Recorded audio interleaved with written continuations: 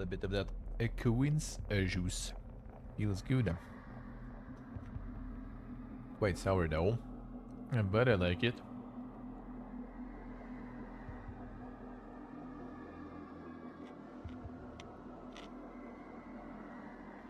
Damn, Steve. Time for someone to talk shit about you in the dungeon. Just you wait. Not wearing the optimal stuff.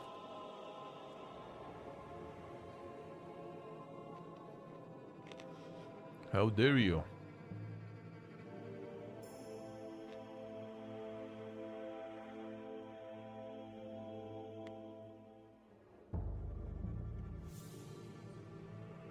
How dare you?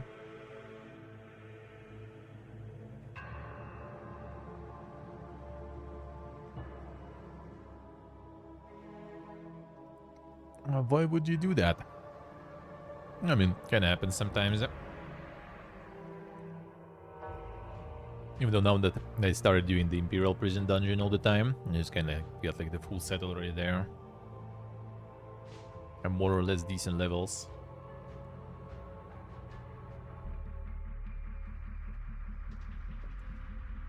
Ooh, right. Good. Let's see. So, let's get some damn gaming news. I'll be like 1 hour earlier calling it today, so let's get to it. Let's get to it, see what is up. See what is up.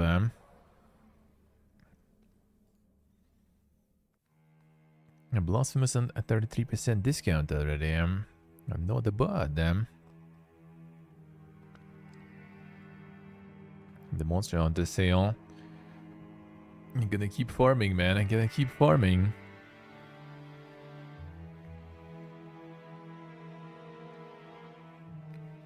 It's actually shorter, that one. Alright, I could try that. Yeah, just so like... Actually... No, it should be available, right? It's also part of the Imperial City stuff, so I guess it should be available. I should try. I haven't tried that one. I just kind of like got into that one, I think by accident, like with a random dungeon. I learned it and started doing it. So the White Gold Tower even better, right? Nice. I should do it. I should do it.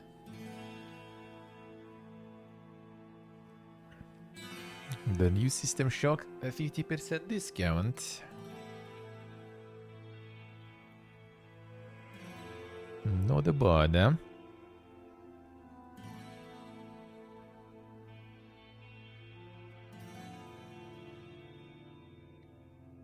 Night Raider. Double down shooter. By far the best healing set. Ah, interesting, alright. Thrilling adventure exploration shooter game. Carry weapons into city occupied by zombies as far as possible in various buildings to collect necessary supplies. Evacuate. Okay, so it's extraction then. To bring supplies back to the camp.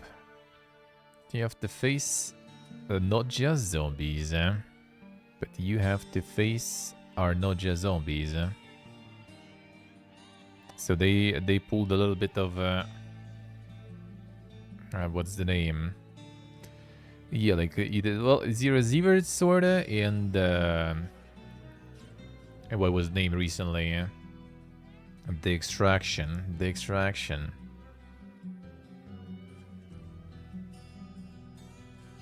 Seems kind of like visually looks like yeah, Quasimorph. Like looks like Zero Zevert, but in fact kind of probably more like conceptually more Quasimorph seems like. I mean, it's $3 also. That's pretty good. Very positive. Not like super overwhelming though. Not the people complaining about. Okay, I see people complaining about probably in some other languages, I assume.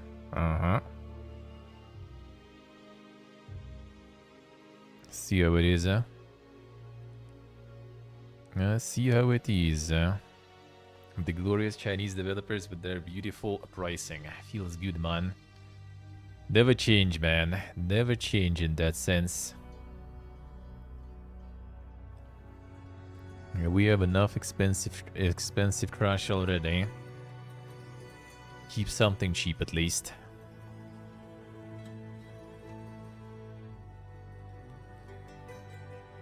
Biogun clinical trial. Prologue's time. Yeah, prologue version of the game Biogun. I see. Get injected into microscopic world. That I think we've seen for the first time, like quite some time ago. Like, I remember the concept of this one. Don't remember when we seen that, but yeah, it was one of the showcases, I guess, or something. Been some time, I think. The concept is cool, though. Of getting injected into someone's blood flow and everything. The roguelike, I assume, then. Metroidvania, alright. Had an express there, I see.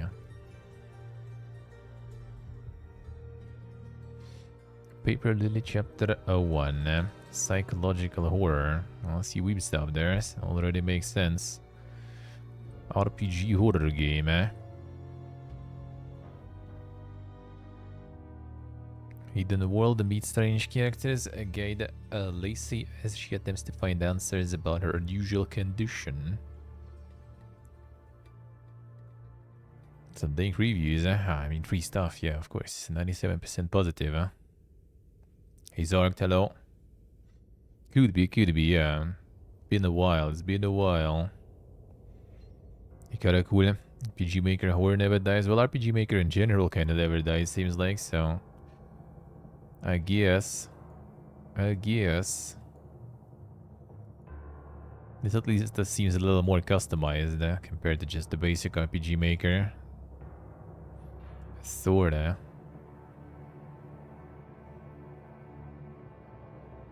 Minimalist tower defense. That also seems like a price right there. A more quality Chinese game dev, Feels good, man. With good prices. Version 1.0. And not even early access there,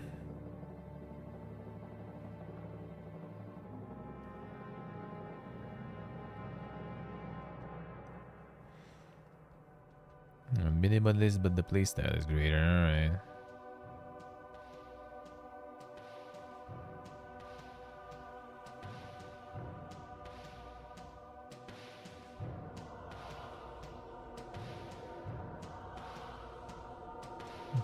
Fairy 213, yeah. Also dev right there. Hilton, hello. Yeah, seems kinda interesting. Not really much into the tower defenses, but yeah, the concept of like very minimalistic stuff is cool. Tomorrow's a love puzzle. Overwhelmingly positive. Damn son, Kubri's gonna come. Ain't gonna even press that just in case. Fuck that. Here is that taken. Or very positive. The code's also very positive there. 69.99 feels good, Bolivian override. Sunday not a day off? Well, yeah, isn't in Muslim countries usually Friday is a day off and Sunday you do work? I think that do be like that.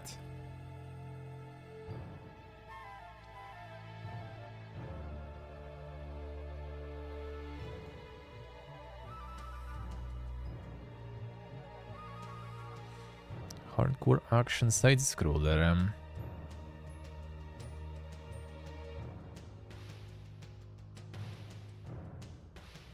A march to Metroidvania and roguelike. Both, I see. Lydium, hello. How we doing, man?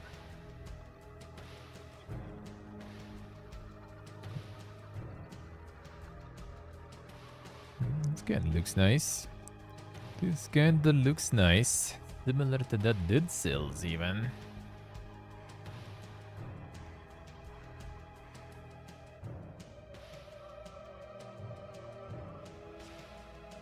Sees when I say, alright.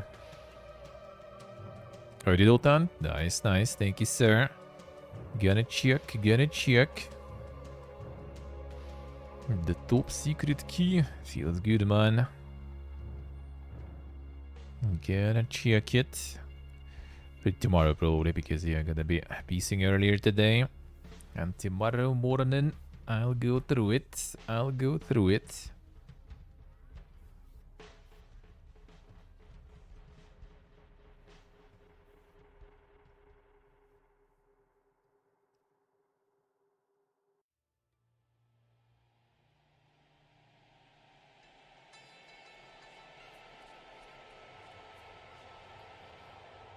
Some biome both balance issues. 1.0 didn't fix them, I see. Better be the next Polo world, It's gonna be the card world, Anomaly agent. Cyberpunk action platformer. Featuring fluid combat, time bending story, quirky characters, and catchy synthwave soundtrack. Punch and shoot through mobs and enemies, Gonna be the beat 'em up stuff. Sorta. Not usually that much of my jam. This kind maybe not too bad, I guess, though. Stop the anomalies before the world plunges into chaos. Some dang reviews in this one, though. Yes, that looks nice. There's some giga reviews right there.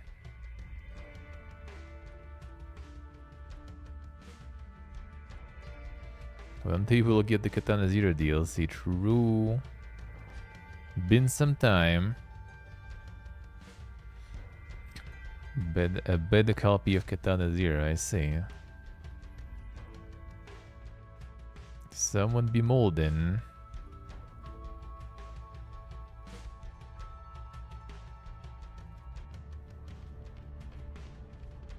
Positive review for a 4-hour game for $4. That's quite a good one.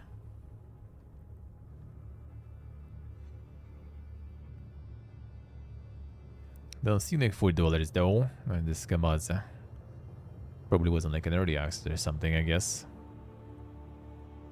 Actually doesn't see the pre-release reviews, and I guess someone got some good regional prices there.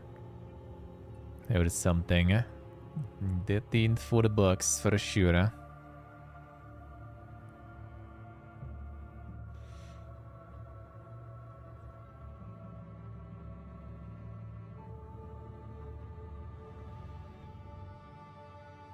Yes, HBS, interesting. Saturday and Sunday in Qatar. Interesting.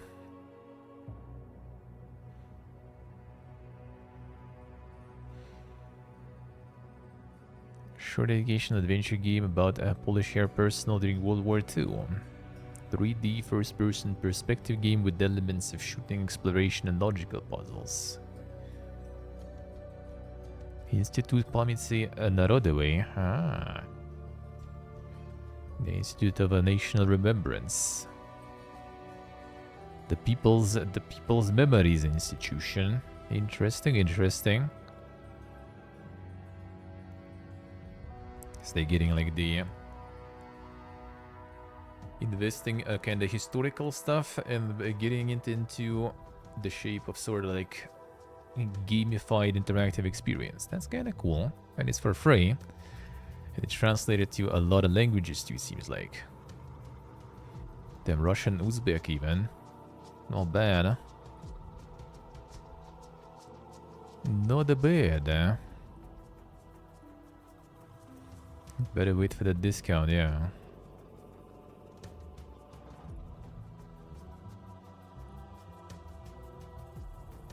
Yeah, the educational gaming seems good. That's a nice way to do it. That's a nice way to do it.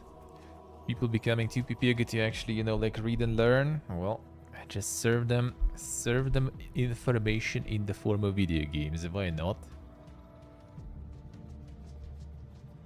See what I say. Been some time.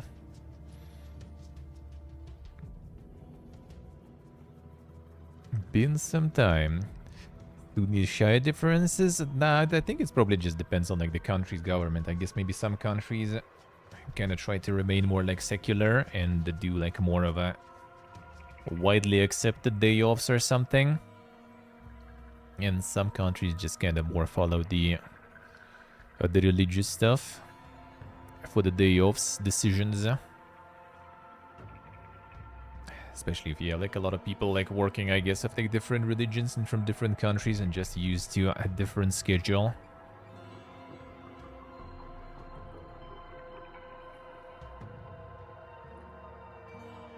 True, Axel, true. The Pole World still pumping, and Shrouded is pumping now too. Pumping a bit less than the Pole World, but still be pumping. Now it's a little bit cheaper even too.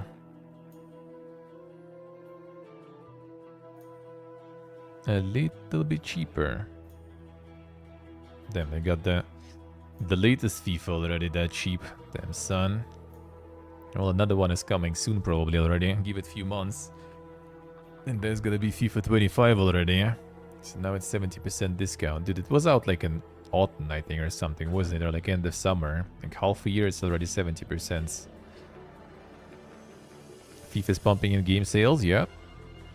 Like in Europe, that's actually like one of the best sellers, I think, still over the year.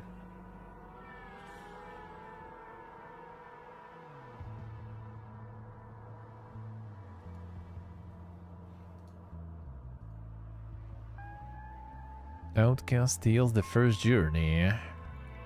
Dig building much.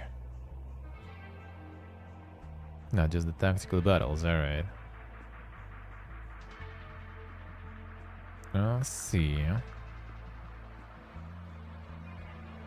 People will still buy them. I mean, same with NBA and everything. Like all the sports stuff can hit like some mostly negative reviews or something and still pump like crazy there.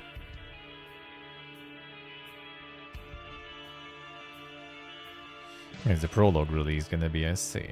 The First Journey. See. The joy of programming. Software engineering simulator.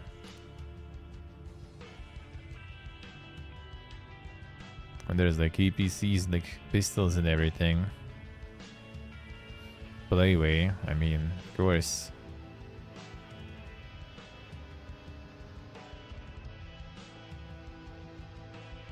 Insane.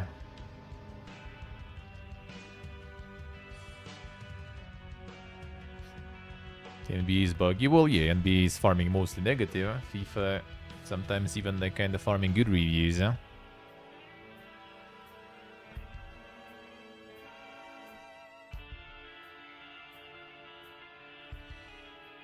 Yeah, gamer's gonna game, yeah. In every Call of Duty is farming. See, so they see, yeah. Yeah, Zachtronics, it was Zachtronics too, I think, right? The Shenzhen. Yeah, Zachtronics coding games are still, I think, kinda unmatched in that sense. Coding and like logics and everything. Corsair's Legacy, oh, that should be soon too. That we also gonna be probably checking when that's out.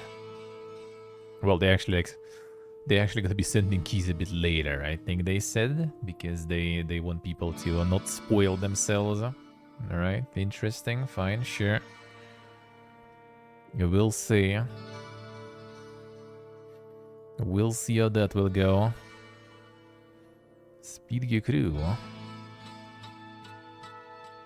Speed crew of 184 members and the bid's total chaos secure at the golden 4 decades of wrestling championships. It's the mighty Dominion Trento. Damn son, one and only. Say like Overcooked but with like cars or something. Sorta.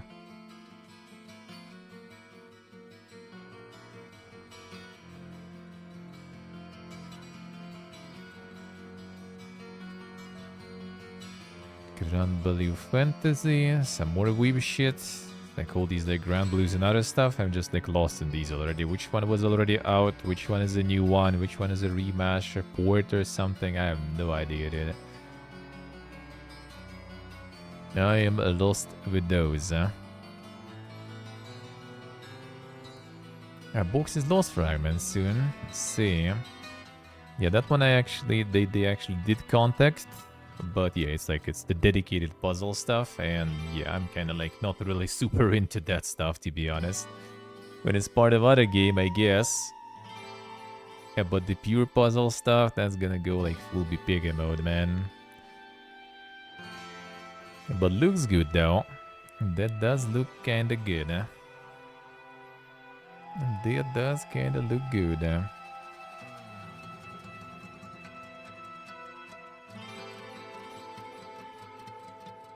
Silly, I say, huh? So yeah, that's gonna be some quality puzzle stuff here, seems like. If you're into this stuff. Here's the demo too and everything, so...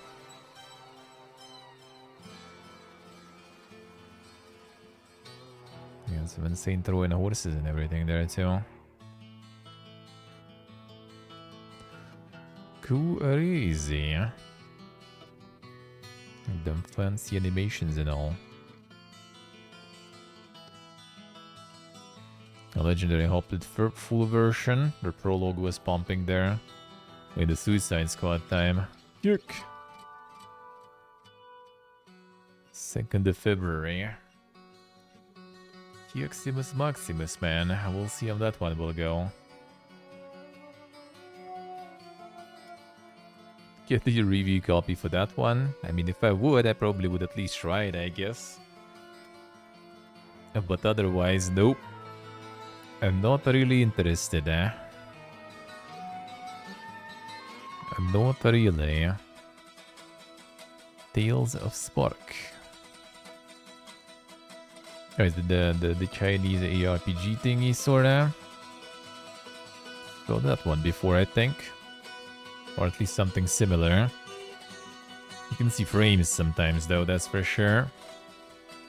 Otherwise, doesn't seem too bad, eh? The Lost Ark? Well, I mean, I think it's single player, though. Yeah, so not exactly, but... Sorta. Arms Trade Tycoon. Microprose, Microprose pumping some interesting stuff. Rocksteady usually makes good games. Well, Rocksteady usually doesn't make live service games, you know. With some of their co-owners leaving 2 years ago. So yeah, we'll see. Even like what we saw from like the previews so far, people say like story is good, but everything else is kind of trash. So I guess, you know, that's the Rocksteady that is still there with the stories and stuff. But how it's gonna actually play and everything, that's a whole different story. Apparently traversal and stuff is like pretty annoying with some characters especially. So yeah, we'll see. It's gonna be mid. That's pretty much it. Like, it's not gonna be probably like some complete utter failure. Well, except, you know, like the PPG is, as usual, gonna roll in and start hating hardcore on it. And then it might fail harder. I guess it might look like it failed harder. But I think overall probably gonna be mid. Maybe something kind of like similar to like Avengers.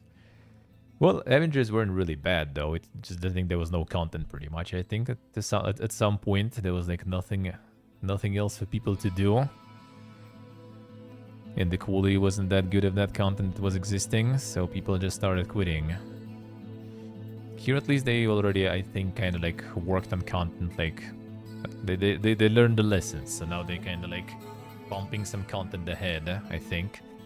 Like there is already season 1, I think, already they announced officially. And I don't remember how much was it. I think there was already leaked how many seasons are there, and there's like season 3 or 4 or something there already that is known where it will be and stuff. So it seems like they're preparing a lot of content for that stuff. We'll see though. Again, don't really care too much. I do kind of low-key kind of do want it to go like below expectations for publishers, so they kind of, you know, another one that gonna go down as not very successful live service, so it's gonna be, you know, another example of live services being not so good for others, so we get less of that shit, hopefully, eventually. But just from that perspective, otherwise I kind of don't really have anything against it, whatever. Let it thrive if needed.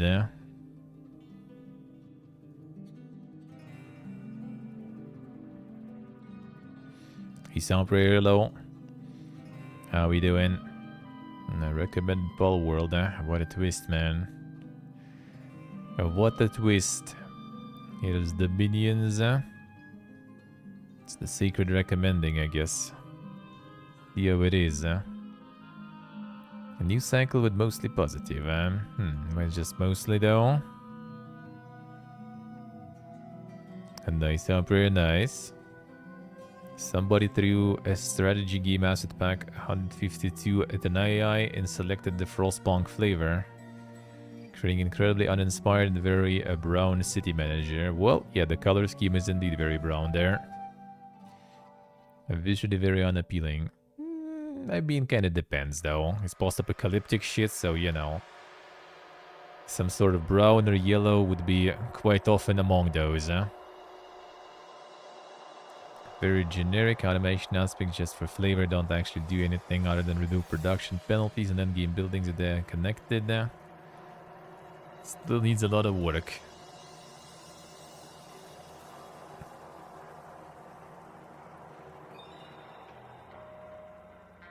And metrics and UI are nonsense, alright. Yeah, play the demo of this one. It was kinda like generic in a way, yeah, that is true. Just your kind of generic, you know, management colony sim sort of city sim, colony sim.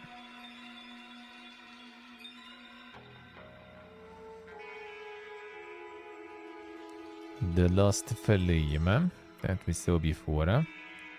Out the bottling. A Lone Star.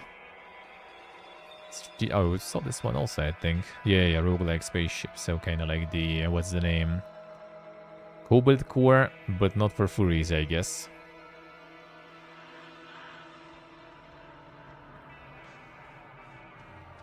Somewhat, but not exactly. Somewhat, but not exactly. That actually kind of pumping reviews though. Holy shit, dude. Interesting. This one be pumping in early access still. Interesting.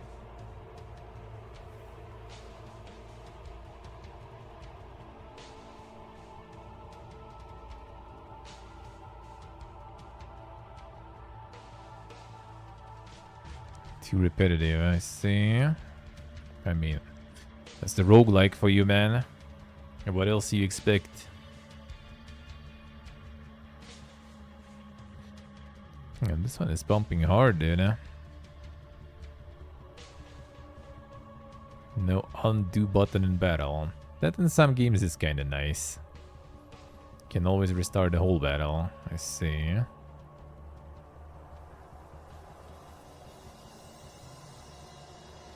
RNG makes game too difficult and the grind doesn't actually help at all.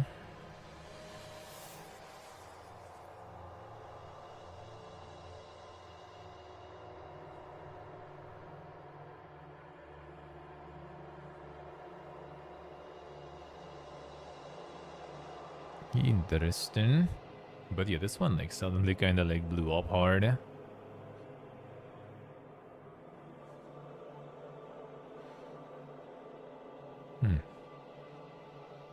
That's some giga algorithm explosion or something.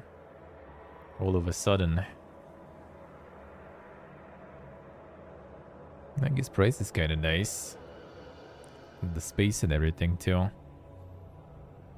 Could be.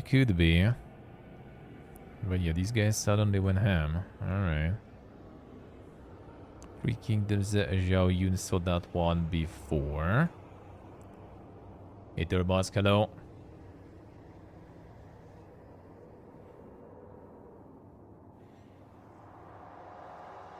the exact same thing and doesn't happen to be fun? Well, I mean, sorta, yeah. Now, some people just, like, in general, kind of not super familiar with, like, the roguelike concept, though, either. So they just kind of, like, either don't even expect that, or they just keep, you know, like, building the same stuff and then just complaining that, you know, it's the same. That kinda happens. Kinda happens sometimes, huh? But in some, they kinda do explain, like, you know,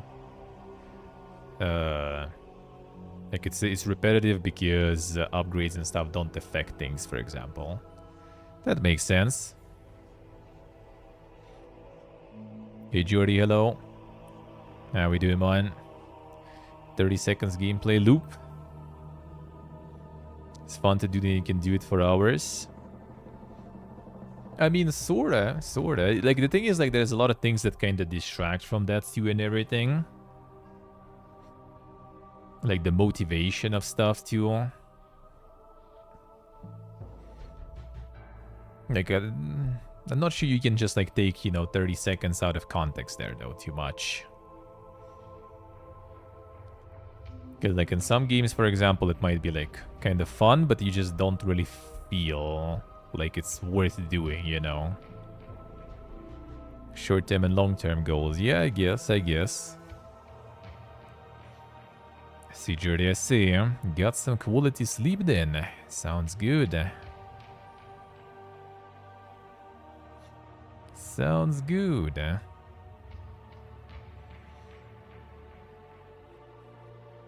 Like, I would say it's nice when it's like, you know, the sense of flow. And then, yeah, then you can take some, like, sample of gameplay and just, like, multiply it, and then it works. But you need to kind of get people in that sense of flow. Or it should be something like this game, for example, doesn't really have any, like, super fun and exciting gameplay, right? But it's still very nice and interesting, so people still be playing it, even though the gameplay is not exactly, like, you take the gameplay out of, like, context of the game here, and it's just not gonna work whatsoever. More time on GOG, I did.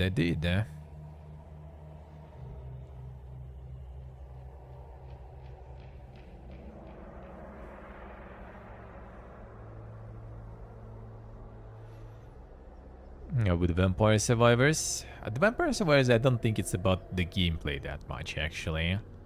The gameplay goes, like, gets so, like, the actual, you know, active gameplay gets, like, so unimportant and everything that like, I think you can just remove it completely from the equation.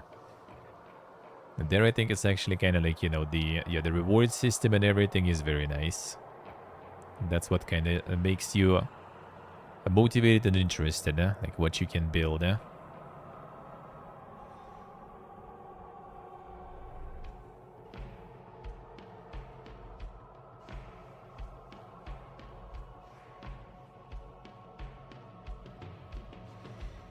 It's like, rather, I guess, like, you should just reverse that, probably. If, like, the gameplay is not fun to do, then basically, like, whatever you're gonna add there, not gonna really save it. Let's put it that way. I think, like, a reverse one probably is better. If, like, people can't have fun, you know, playing that for, like, 30 seconds, then I guess no matter what you're gonna do, they're not probably gonna have some fun there. Also, again, kinda in context, I guess. And just clicking Windows probably on its own not that fun.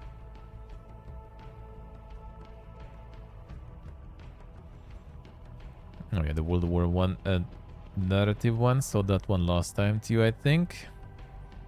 Now it all gets in my recommended, The kebab chefs, damn son. Another co-op, I see. Cooking restaurant management. Alright. Gotta make that kebab,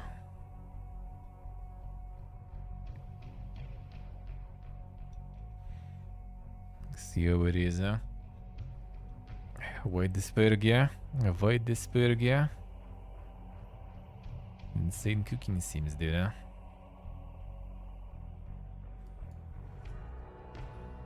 Scald, I did see Scald before, yeah. Yeah, I see Steve, alright. 10-second soundtrack. This one we saw before too.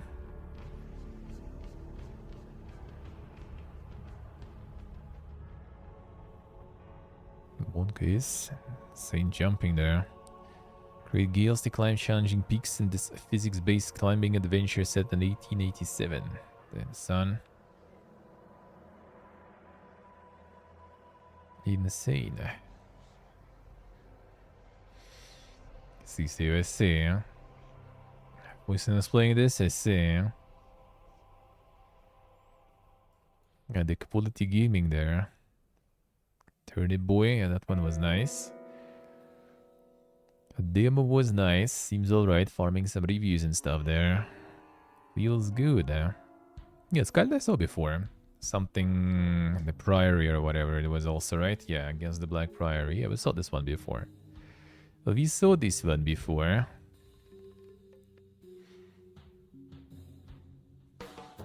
Yes, Guyonello.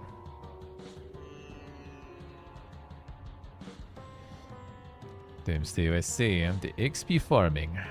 Yeah, it is.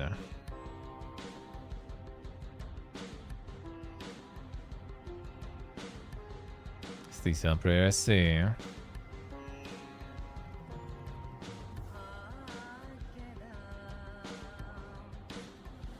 Shooter mushroom. Well, yeah, it is all contextual. I would say it's better to look at that, you know, statement in reverse. Like, if it's not fun, then no matter what you do, it's not gonna get fun, most likely. If the core loop suffers, then it's probably kind of hard to make it work. Doable, though. I guess there are some. I would say actually a lot of RPGs, probably, with not maybe the best gameplay loop, but, you know, at least still kind of fun because of the story and everything and the world, and you can tolerate that just to get through the story. But yeah, just fun gameplay at this point is like on its own already not gonna cut it though, probably. Because there's gonna be like plenty of games that already kind of did that before and probably did it better. So just gameplay, not gonna cut it. Gonna add some more. Gonna add some more to the value proposition. Oh yeah, there is actually... Wait a second, one moment. Wanted to check a few. There was... I think we saw that one earlier, but way earlier. This looks familiar. That's something a Sacred probably would really enjoy. Where was it?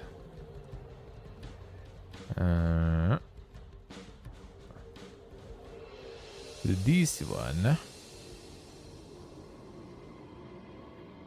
And this one looks way too dink, man. The Hibernaculum from the Primordia creators. This one is the some dink boomer looking stuff though. No, that's dink. Did they show this one before? Somebody just got the Steam page recently, I think so. I just kind of I remember this somehow. Damn son, that's an interesting monster right there. I remember seeing this somehow, but I don't remember where.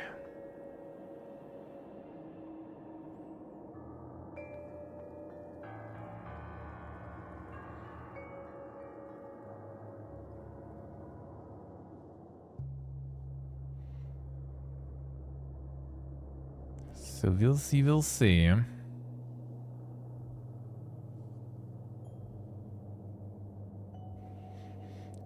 Coming soon at the Kickstarter.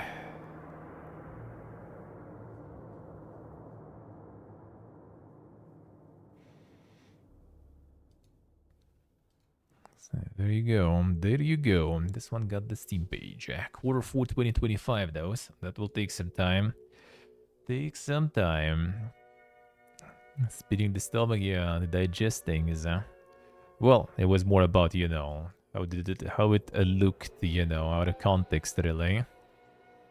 Seemed kinda like it was spitting something else there. A little bit, a little bit. But yeah, I guess. I guess. Alright, another one was...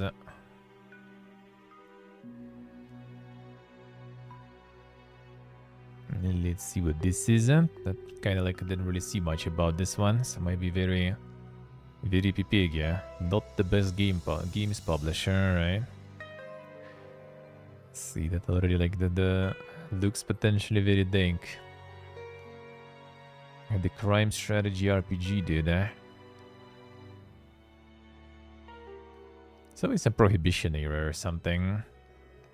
I mean, I understand. They have like Don Capone and everyone there, but like, dude, I could try to do some different era for that. Yeah, no. Something different there, huh? That actually kind of might potentially be a good idea, I guess. Can't ready for a while, waiting for some like decent quality, you know, like more strategy rather than RPG. I would like the criminal stuff going. Because they always kind of with some issues, man. And the Empire of Sin, right, also was like not as good in terms of management. And the tactical turn-based stuff wasn't exactly why I got the game in the first place. But it also wasn't that good at that either. They just ended up trying to hit two genres and missed kind of both, really. See, stay her, right? They're the bad, eh? That one I think was just full on, what's the name? Tactical turn-based though, wasn't it? The Peaky Blinders one. I think it was still, or did they? I think they did remove it because of the some licensing stuff though. Had some sort of management there. Let's see. But there was some licensing stuff there. Like it wasn't even that bad. Maybe it wasn't even that bad that I got it on phone or something. I don't know. Not sure. Not sure. All right, get out the stores real quick. And the time for them news.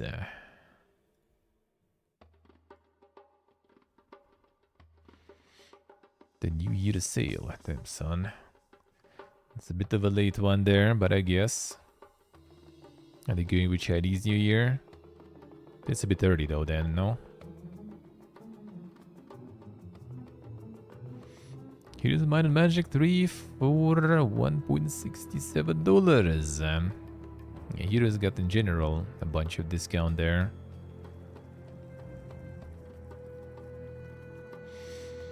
No, maybe they went with the Chinese New Year or something. That might be the case. Yes, I got Heroes 3 75% discount, Heroes 4 75% discount, Heroes 5 75% discount. Pretty good, eh? Pretty good, eh?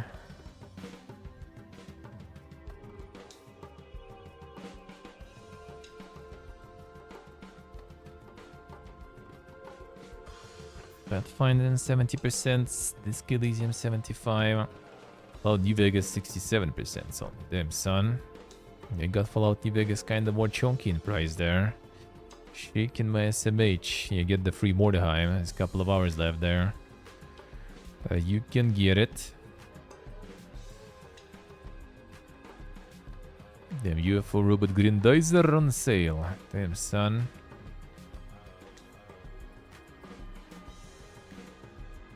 Yes, yeah. Could be, not sure. Well, actually, it might be though. Oblivion for $5. I think I got Oblivion not that long ago, like a couple of years ago, and that was like way cheaper, I think, than that. It's also regional price, by the way. So for you, might be even more expensive, huh?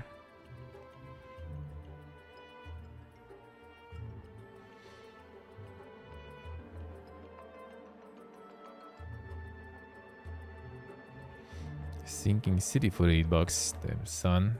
It's also quite chunky. It was kinda okay though, but still. After all this time for $8, not sure. Not sure. Got the war soon. Damn son on GOG too. Horizon for $10 and the old one still. At some point gonna get like some sort of bundle or something with the both for a good price. I'll take it, I'll take it. But that I will take probably. Is it the same on Steam? Well, I mean, it's about the region. It's about the region.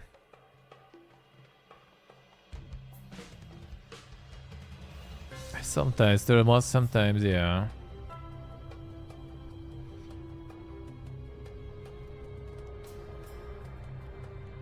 Anything interesting? Tomb Raider Remastered, damn son. $13, holy shit, dude. Relax. Oh yeah, the South Park stuff soon. When was it? March 26th, alright. You know, this will go even. This might be an interesting one, but yeah, not sure about that. Kind of seems a little off there.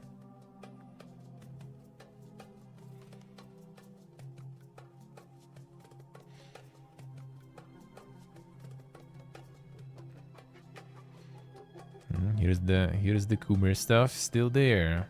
Etherlord Studio. Now that's a good offer. That's a good offer. That's a good suggestion. 50 fucking cents, dude. Take it. Get it. I already have it on Steam. Both of them. Already finished them both on stream actually too. Wouldn't even mind replaying them at some point. That was good. Those are really good. Etherlords are super good.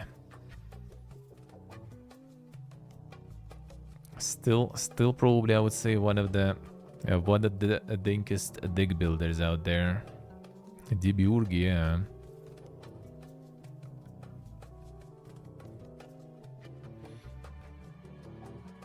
Yes, he's the USA. Got the super shopping already. Alright. Well, yeah, it's kind of this is deck builder sorta. So might be not for everyone, but that's an interesting deck builder. Really cool. Mix between like heroes or disciples or King's Bounty. Probably King's Bounty probably. In deck building. Very nice. Very nice. Before it was cool. Way before it was cool actually. Could actually build some interesting different decks and stuff there too. That was good stuff. That was good time. Gonna revisit it again at some point. Yeah, very nice. No, might as well check what's on Epic. Not sure. Yeah, okay, I see. Oh, Epic doesn't want to be checked. Alright, I don't think there's much to see there anyway. Whatever. Whatever. I'm gonna log in there now. Alright, let's see. I'll get to them news now. Got this already all checked. But actually, what was on this fest though? What kind of games they even got there? Sea of Thieves and stuff. Alright. Them Sekiro and Pirates vs Ninjas. With no discounts though. Freaking SMH. Miyazaki.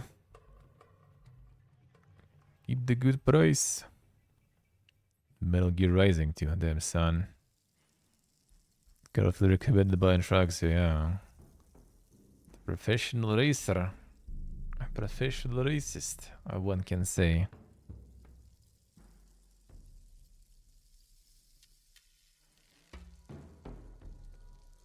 Shadow Gambit for $15. Damn son, not bad, not bad.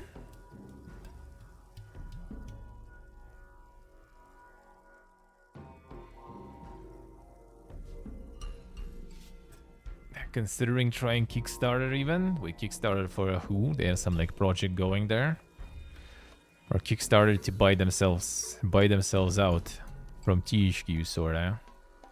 How will that work? Pirates Ninja free to play. Damn son. Okay, what do we have among pirates there? It's about to say Ninja is only weeb shit, but like half of the pirate game is also weeb shit. Alright, let's see. This is how bad the state of the pirate games is, man. Still mostly weeb stuff. Still.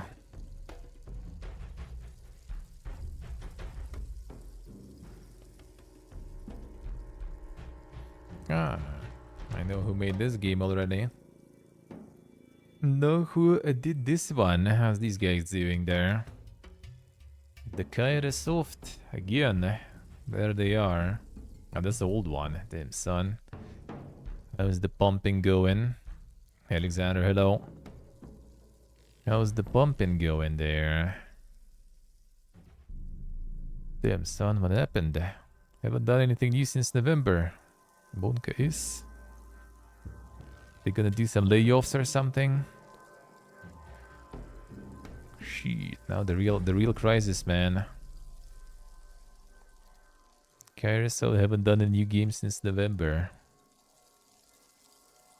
Yeah, got 2 in October. Started to get back up to speed. 10 November and then it's over. Feels bad, man.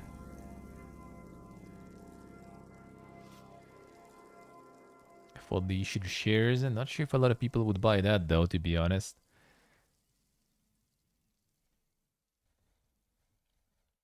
Pirates are cliche, there's not that many movies or game about them. Yeah, I guess kind of not that simple to make something like really cool.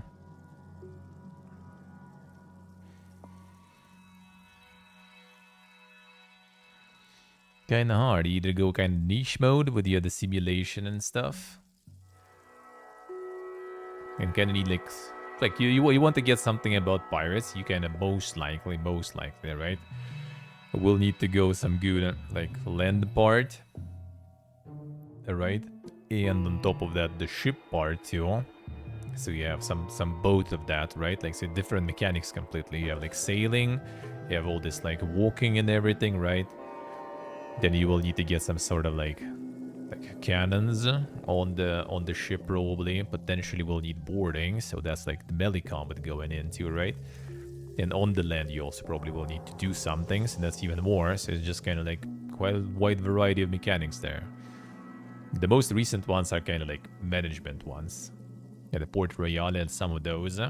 Those are a little kind of more doable, I guess, to do. Still not that many of those.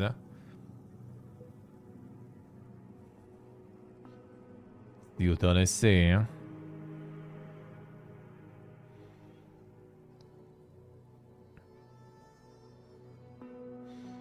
The Apex Masterpiece Jank of Aquila, yeah. Rue. Yeah, pretty much, Steve. That's how it goes. That's why people even make them. Because it's exactly that. Like, if anything, like Sea of Thieves, I guess, is kind of like the peak pirate game. And Black Flag, because you actually have like both, you know, some solid ground stuff and sailing stuff, quite solid. So yeah, I think out of those, not that much. Not that much.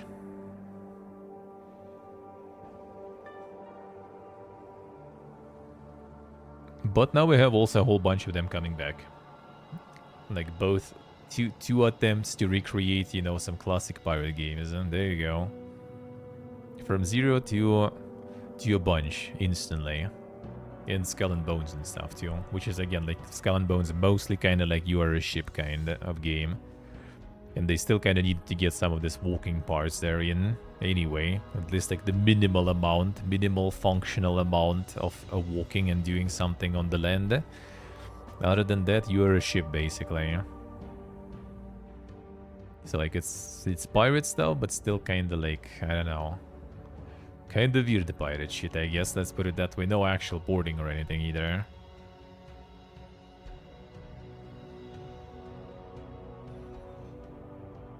Alright, these we already saw.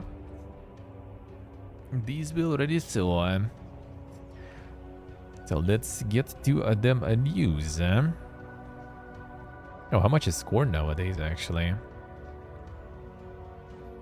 $7. Man, Pacific Drive pre-purchase is 17, like, dude. Well, I mean, it's regional, right? Again, probably more expensive for you, but, like, considering, like, you're looking at some, like, older stuff on GOG and it's, like, $8 or something, and then you can just get fucking Pacific Drive, bruh. You know it. And Ultras is also 18. Amazing. Amazing. Yes, you see, I see. Yeah, it's gonna be nice. If it's just gonna be more of just the demo, I'm in. Well, I mean, I'm in for sure. I'm gonna be playing it on release.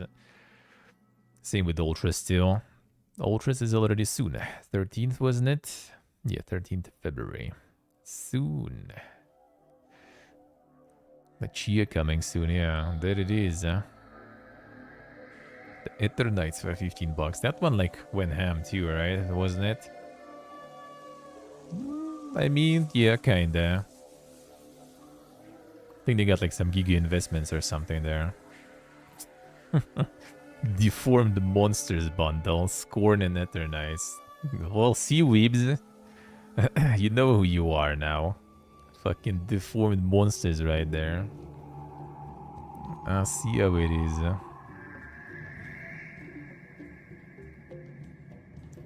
Deformed monsters, man. Holy shit, they pumped some bundles there, right? You've been calling out some weebs there. I see how it is. Yeah, Flintlock is also those guys. That one kind of like they pumped this one the year before last one, I think, right? On every show it was there, and then it just kind of disappeared. Quarter 3. It's on Game Pass, I see. Oh, Windblown... Wait a second, that was from the Dead Cells guys. Yeah. Damn, Kepler actually got some dang stuff. Feels good. And that's from Dead Cells, guys. We'll see. Dead Cells, guys, are doing some footy stuff. We'll check it out, I guess, potentially. Early access, even 2024.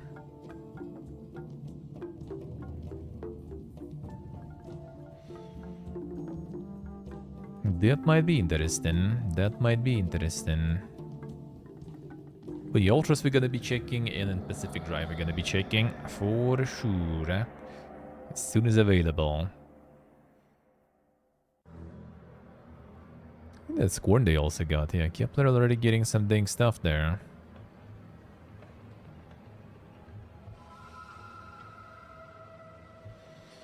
About only inland stuff or management? Well, some try to do it, but yeah, Steve said it's like quite often it just becomes the regular, you know, like management, town management, country management stuff, tycoon, but just, you know, they just put the pirate flags everywhere, and there you go.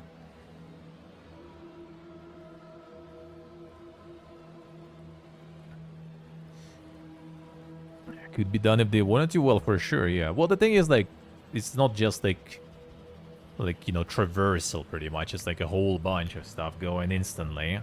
Like, you will need, like, on the boat, you will need to get, like, some cannon mechanics shooting and stuff, right? With a bunch of physics and stuff attached to that. Then most likely you'll need boarding and everything. Because without boarding, like, unless you go, like, with a lot of, like, abstractions, kind of like Skull and Bones does, for example. Like, you don't literally board yourself, like, you don't control. You just damage enough, then you get close, press the button, and it shows, like, cutscene, you get, like, some extra loot or something done.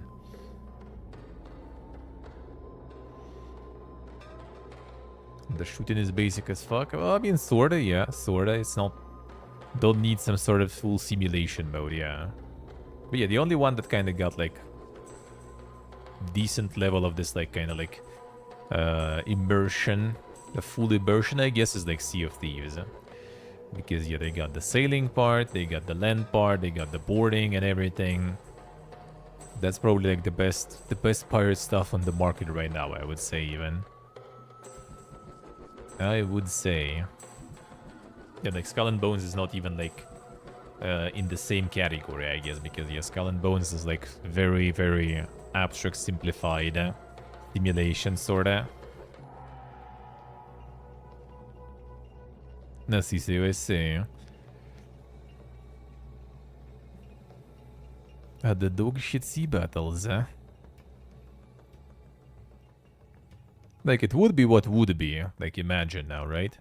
Like, if you get, like, Rockstar on that shit. kind of like they did like, you know, GTA, then Red Dead Redemption, now give them some like pirate stuff. Now that could be like some ding shit for sure. That could be some ding stuff. But then again, it's also like the thing is like it's quite often about, you know, like the crew, right, for the ship. Because like both in like Red Dead and GTA you can just go alone. Like, what's the transport? Horse? Well, you can pilot the horse alone. A car, same. But ship, you kind of will need like the whole team and everything, the whole crew.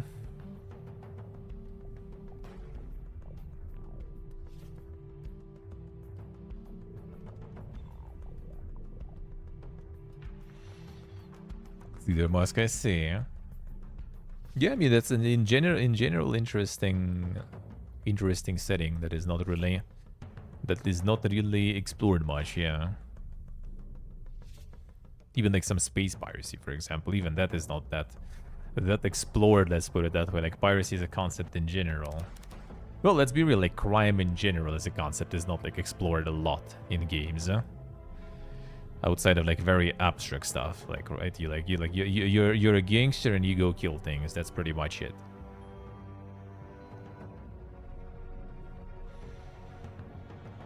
And the Scala bonus around endgame ships, we'll see, we'll see. I'm gonna get the open beta soon.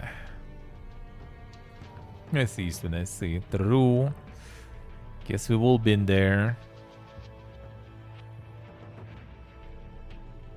Guess we've all been there somehow. Somewhat. Okay, one sec. Gonna go to the bathroom and let's get to the actual news. Okay, Gaben. Get the store. Get the store. One moment, be right back.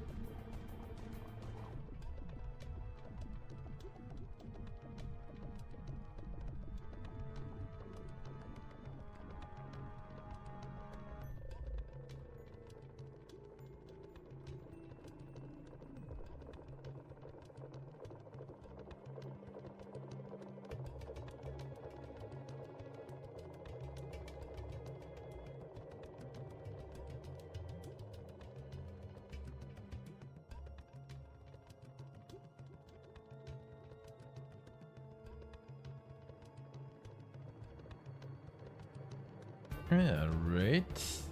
Here we go. Quick we go. Hey, so the snack. The hello. Okay, Pillars of Eternity 2 was kind of the pirate theme stuff. True. True.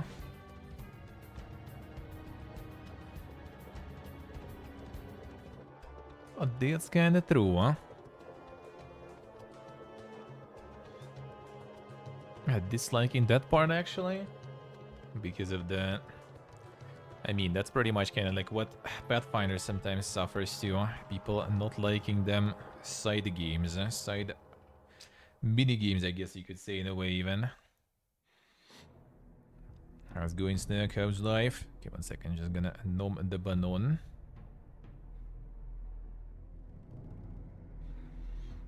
Let's see what I say. Ram them and board them.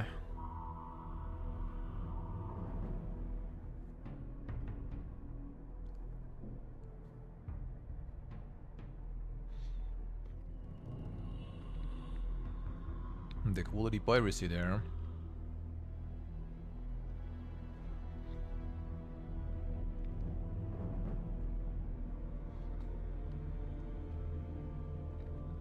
A mountain PNG there, yeah. At least you can see it today. And the skies are clear. Feels good.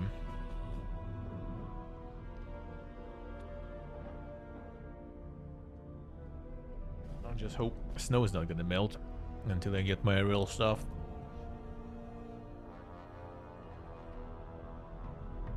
Right now in the sun it does kinda melt pretty good, huh?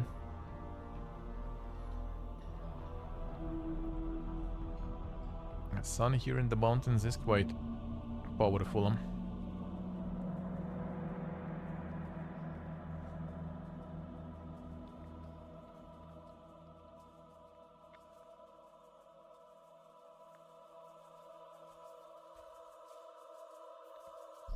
This is when I see, huh? Well, they probably didn't want to make it like the prevalent mechanic though in their game.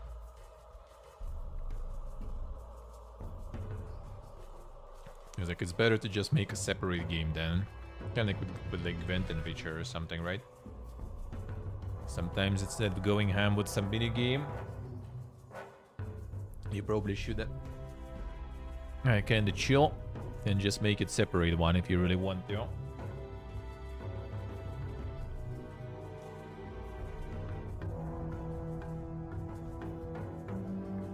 Feels good. Alright, let's get some of them actual gaming news.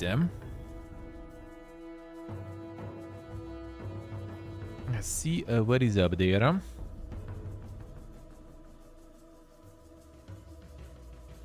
Before I peace out for today. Just gonna call it a bit earlier and go hang out with friends. Alright, let's go.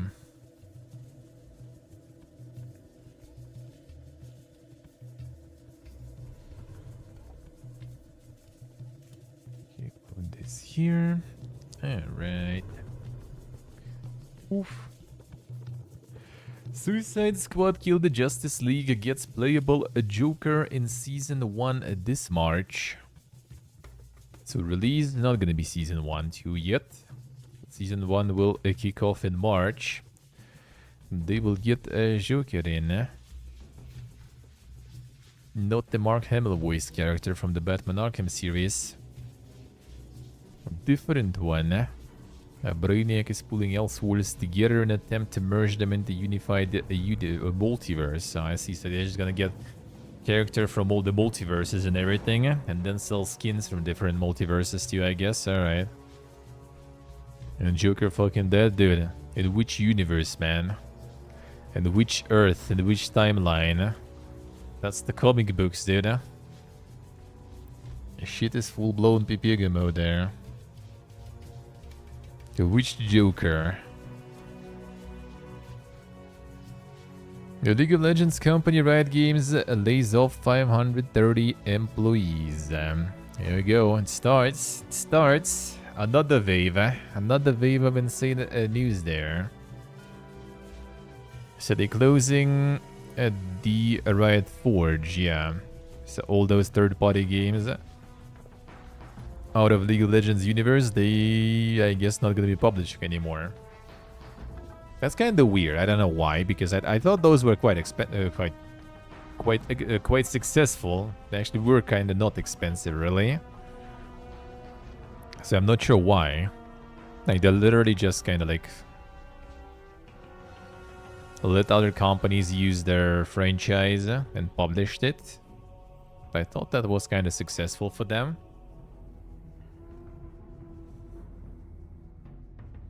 Good excuse to do some culling. Well, I mean, I understand the culling part, yeah, but why, like, closing that arm completely, though?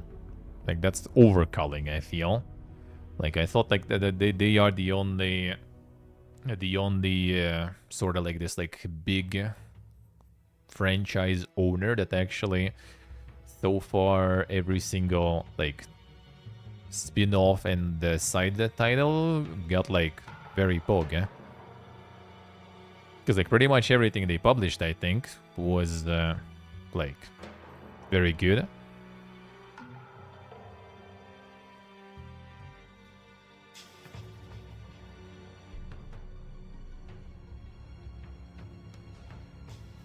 Like, Song of Nunu, overwhelmingly positive. Mage Seeker, very positive. Hextech Mayhem, very positive. The Ruin King, very positive. Like, they pumped with every single one of them. I think it even misses some. Maybe not. Not enough for Corpa. I mean, kind of true, I guess, but like, I just don't get that though. Like, it was actually like something, you know, to diversify your stuff. Let's put it that way. King was good, yeah. I mean, I think pretty much all of them got like nice. Diversify the portfolio, right? Because pretty much every single one of them is completely different genre, completely different audience and stuff. And the thing is, like, also like it's just like it's like the gateway, you know, the gateway, like the taste of the universe, you know. It's kind of like still really far from League in terms of how it plays and stuff, right? But it's still something maybe to get like some audience that is not even like interested and haven't heard about League. Probably are people like that still into it just through some of this. Then like image making, because yeah, they're all good. Like they all actually good, they all were successful and stuff. Like, I don't know, man. Feels kinda weird, man. Feels kinda weird, man. Yeah, gotta, I guess, have stuff that will be printing it, otherwise. Well, actually, also, they are providing, let's see here.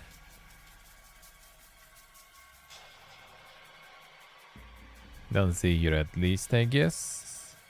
But yeah, they're basically providing like 6 months, you know, severance packages and stuff. So that's actually like the terms on which people are getting laid off here are actually kind of decent.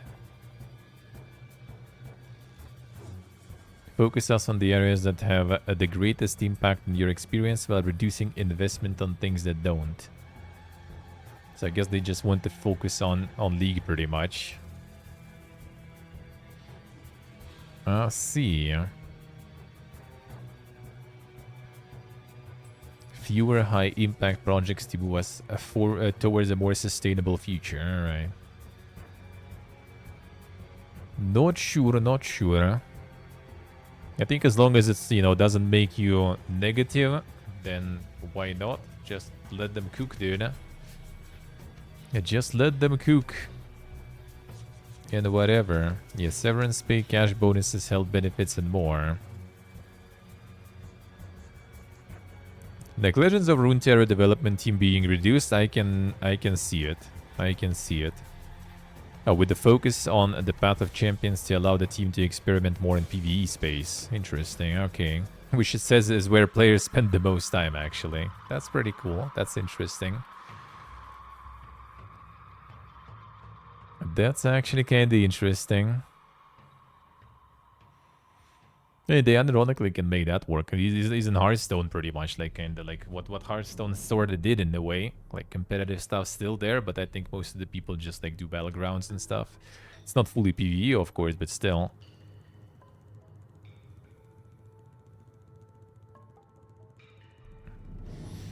Corpa didn't print Vampire Survivors as Stardew. I mean, I guess. Well, I do think it probably is over because they just kind of like... Yeah, it's not printing money, so they want to focus on things that do print money, sorta. Yeah, at least in case of Riot, like, there are, like, other projects still, as long as they don't cut them too. They still have the quite the variety of the games under their hood there, right? Got the Valorant, you had Teamfight Tactics, then the fighting game is going, and then MMO is still in the process. Card game didn't go that well, and yeah, that's why card game is getting the cut too, sadly, because that was actually a good card game. That actually felt good to play. But sadly, Hype did die. Well, apparently at least PvE mode is going good. That's nice. I mean, it's pretty much Slay the Spire, just, you know, for free. Running on your, like, PC or on your phone, no problems, pretty much. You just install and play. For free. And PvE mode, I think, doesn't have any monetization either. Maybe they want to attach some. Get some monetization into that mode, too, because otherwise I think PvE... Like, it doesn't matter which cards you own, doesn't matter what you do in general in the game, it just exists and you can play it. Absolutely for free. But monetizing it will be tricky though, because like, skins and stuff, I don't think anyone really like cares that much playing PvE, I feel. In PvP at least you're flexing on your opponent, in PvE not flexing on anyone, so... Before they're gonna start like getting some like adventures or something to sell in PvE mode, and people are just gonna piece the fuck out because like... But then at least it's better to already like buy that Slay the Spire or something for that, I don't know, like $5 on sale I guess, and enjoy it. Instead of like spending a few bucks on every adventure they're gonna be rolling out. I mean, we'll see though. But now there's already plenty of content in PvE in Runeterra. Like I played a bunch and I just kinda like feel... I just did, you know, a little bit of it, not all of it.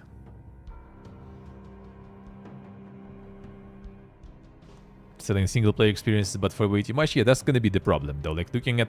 Like, microtransactions, I feel in general are having some... I don't know what they use as, like, a reference or something, because, like, microtransactions are insanely fucking expensive in pretty much every game. Like all those like $70 horses in Diablo, like that fucking mount in Mad World, right? That also was like $60 or something. Like, dude, it's a free-to-play shitty MMO with a lot of grind and already other monetization, and you also gonna sell this stuff for that long? Fucking potions for real money and stuff, like, dude. What are those prices? It's like literally like some microtransaction piece already at this point, like a game. Like, why? Why, dude? Whales gotta pay. Well, that's the thing. Like, I just don't get it. Like, can't you just make reasonable prices? Maybe Lyle. I see. Well, I mean, there was one already I seen. It was like $50 or $60 at least, the horse alone. I remember we were checking with my friend. He just like around holidays, I think, or something. He was just like logging in, like, oh, that's a nice looking horse. How much did it cost? And we converted the currencies, and yeah, that was expensive horse. It wasn't the one that got the meme done. It was like some snow horse or whatever.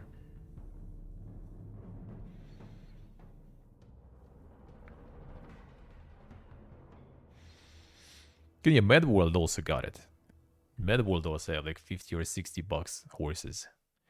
And a bunch of other also things. Like, they're expensive, that's the thing. Like, I mean, understand, right? You want to milk the whales and stuff, but isn't it better to just, like, instead of, like, one whale that will be ready, you know, like, to fork, you know, $100, you just make it, like, $10, and then there's gonna be potentially, like, 20 people ready to buy it, though. Because I don't know.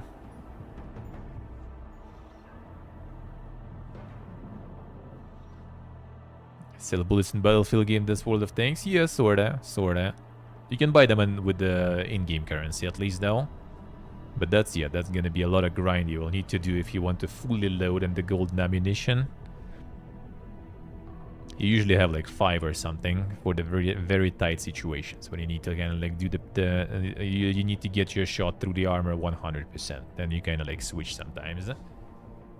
Like, I usually had like 5 or something shots on all my tanks, just in case.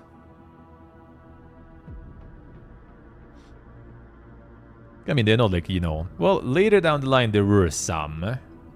I think there was like the Golden Age Ease or something on one of the British anti-tanks, I think.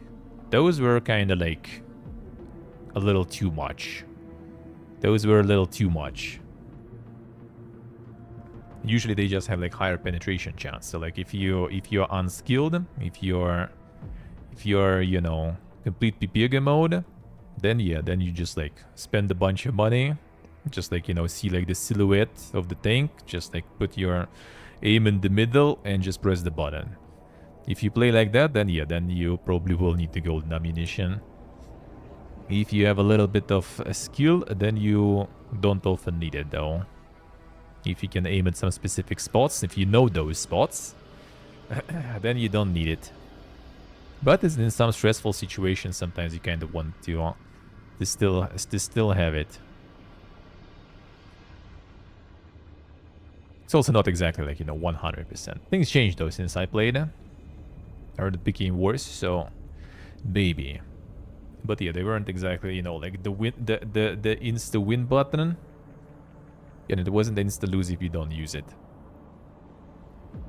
But yeah, I'm not sure like why the prices are so crazy.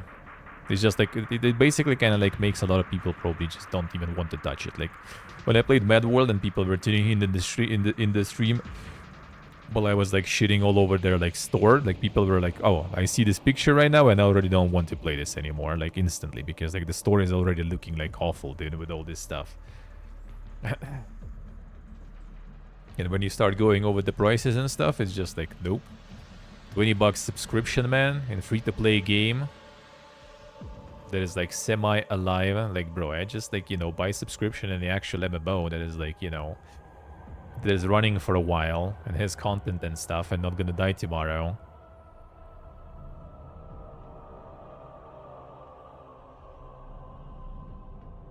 No, I mean, yeah, whales do kind of like I can understand, I guess, with some like of those like Lidl free-to-play games, like, well, like Med World, I guess, in a way, right? Tree of Savior, for example.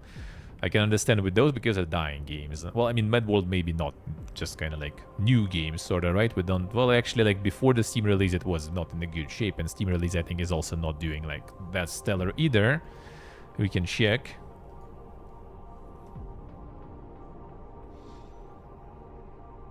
So in their situation, I can see that they just try to, oh yeah, they just try to appeal to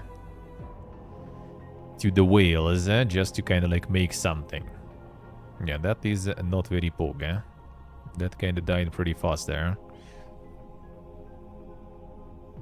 So they just want to like, that's their sort of like Hail Mary in a way, right? They just want to have some sort of income from the whales, and that will kind of like potentially keep the whole game alive, really. But like when we talk, you know, like Blizzard, we talk like AAA, you know, huge games, like people gonna be playing your stuff for sure already, like because it's like Diablo or something, right? Or like Final Fantasy 14 or something else, some other MMO. Like people gonna be playing your shit for sure. It ain't dying or anything anytime soon. And there's a lot of people playing your shit, so like just make like reasonable prices so even more people can buy that, and it will be fine. Like, why having some like crazy prices for that stuff? Now, why do you need to have some giga price?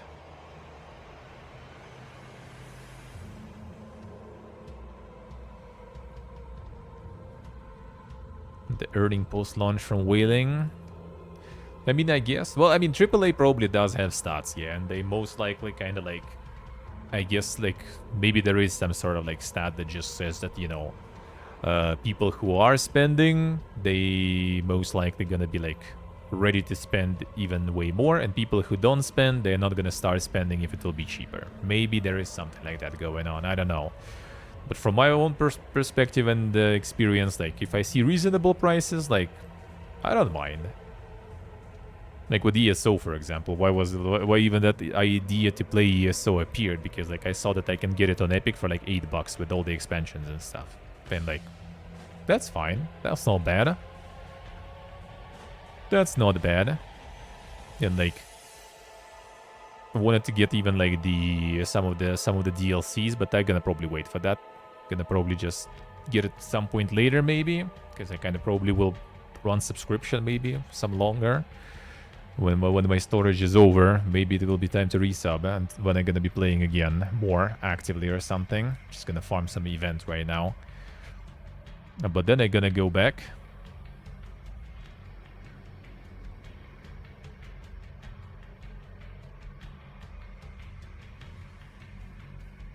Yeah, Eastern, exactly. That's what I'm saying. I'm not sure. Maybe they have stats for that.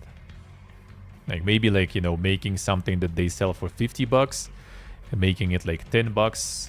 You know, they will make, instead of one person, they will make like 3 people buy it, right? But it's still one person who bought it for $50 will make more than 3 people who bought it for $10, right? So maybe it's kind of this logic.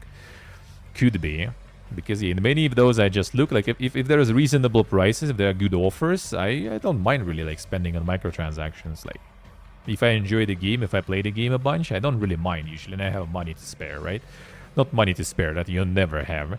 But if it's like reasonable, if it's like $10 to get something good, then I might.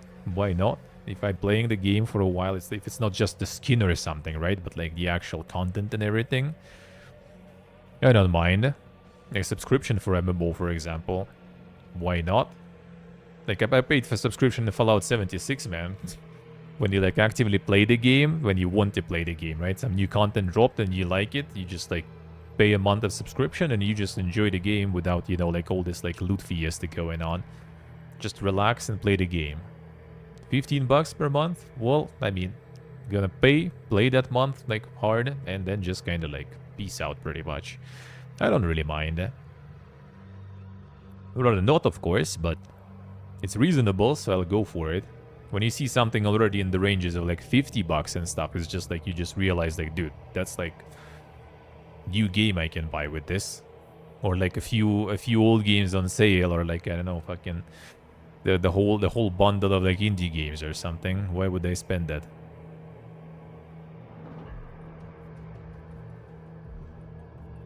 The big prices might also be early access, kinda sometimes, but sometimes they just like don't really return though, that's the thing. Like in ESO, for example, I wanted to maybe get like some of those, like the Thief Guild, you know, those DLCs, like they had a bundle there going with discount. Discount is 50%, which kind of solid, right, if you think about it. But that's content from like early like years of the game pretty much, right? Like it's old content. And you look how much that is in like dollars, and that would basically kind of like I got 500 crowns for buying the game itself, right? Like kind of one-time thing. And then you can also get like the first like newbie bundle that has 1,500 crowns also, and you get 2,000. That will be enough to buy those DLCs, all DLCs, by the way. And that is like total 2,000 crowns. And 1,500 crowns offer is like $7 or $8. So like, dude, like the DLCs that are that old, it's kind of 3 of DLCs, I guess, still, right? So kind of okay, but still 3 DLCs that are old on 50% discount as a bundle for $8, just because it's also, you know, 500 of that I already have. And this $8 is discounted. Otherwise, I would pay probably like $15 or something for that. That's a lot. Hey, get it, Danilo.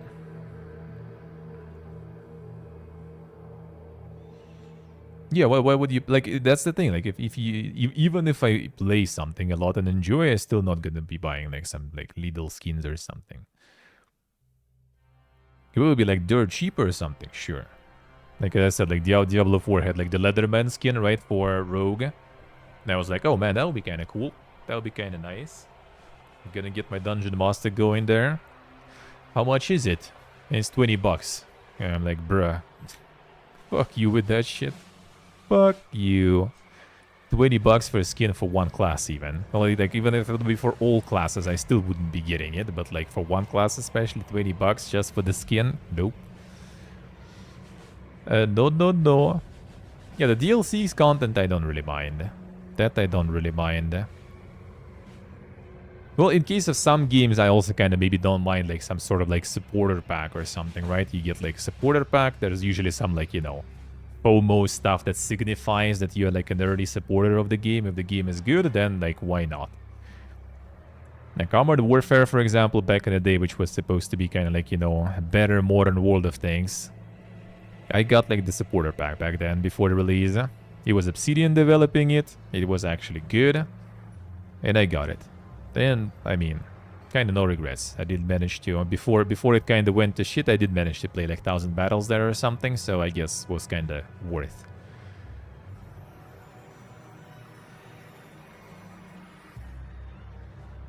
Like for those, like sometimes it's maybe not too bad. But yeah, it's something I'm gonna be like playing a bunch. And yeah, kinda rarely still. If it's some offers or something that are really cheap or some shit, like if Fallout 76 will gonna roll out again the Maxon's code or something for a reasonable amount, I probably will get it. Just kind of because I kind of like how it looks, and I mean I kind of return to Fallout 76 regularly too. So if it'll be like a reasonable price, I probably would get it. And I think it was like $5 or something, like the skin and some other stuff on top of that. So that I probably would get. Maybe. Alright, continue on.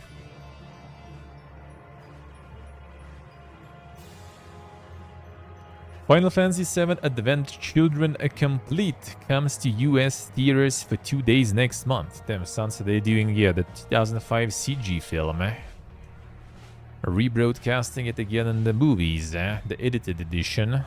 Interesting. I think one of the Final Fantasy CGs I actually watched back then, like around that time.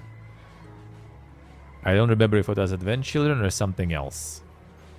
And I also haven't played Final Fantasy ever. We just went to movies. We were looking to find something to watch in the movies, and we just went for this shit or something. That was some like early morning, you know, session. That was dirt cheap, basically. I remember that. Spirits Within was the dog shit one. Maybe that was the one, actually. I for some reason think it might be the one. Could be.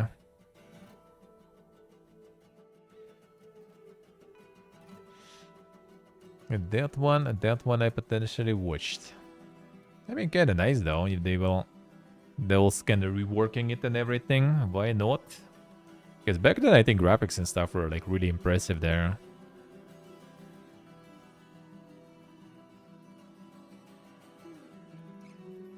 Project C and Project D are Immortality developers' newest games, according to mysterious Steam listings. I see, alright, so they doing some of that cryptic shit now on Steam too. D is banned in Germany, C is not. Well, I mean, can't show the D in Germany. They have some com there and stuff too, so... Explains.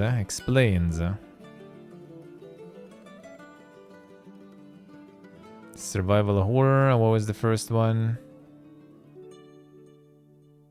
Kinda hard to say, what is this? Kaleidoscopic something.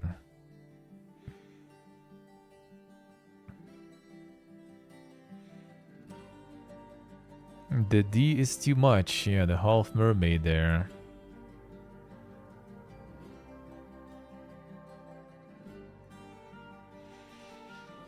Some survival horrors.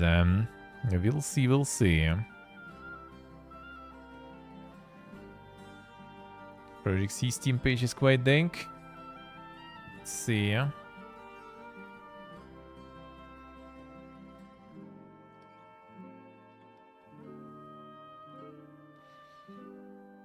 There's even kinda some trailer even there. Damn son. Kajimbo way to dink. Well, if it's another oh yeah, FMV, alright, that's a skip for me. I don't know. I'm not a huge fan of those.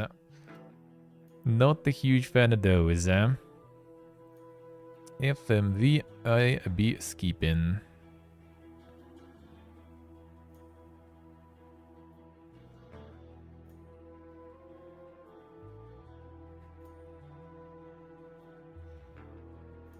True, say true.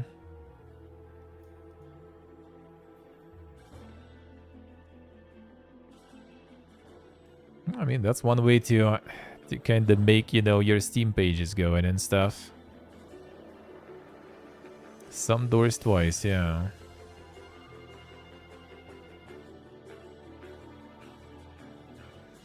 Project Door. I got him. Write the article.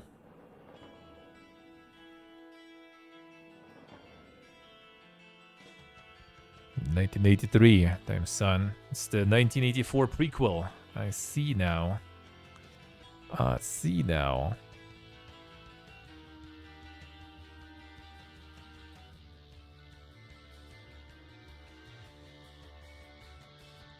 Nudity or sexual content, frequent violence or gore, general mature content. Too much for Germany, man. If I was on this one has the same shit actually, but that's not too much for Germany, so... Interesting. Kajumbo way to think.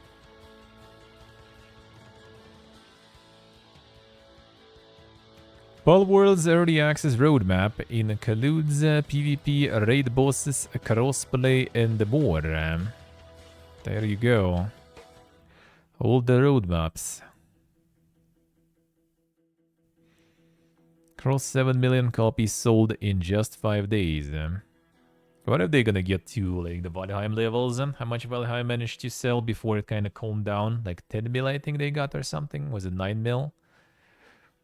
But that took them a bit longer, though, I think, so...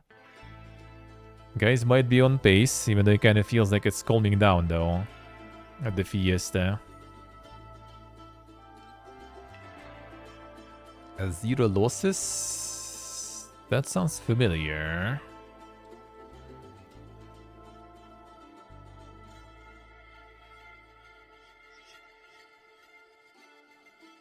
A Mariva Collective, damn son. Soldiers Support Battalion.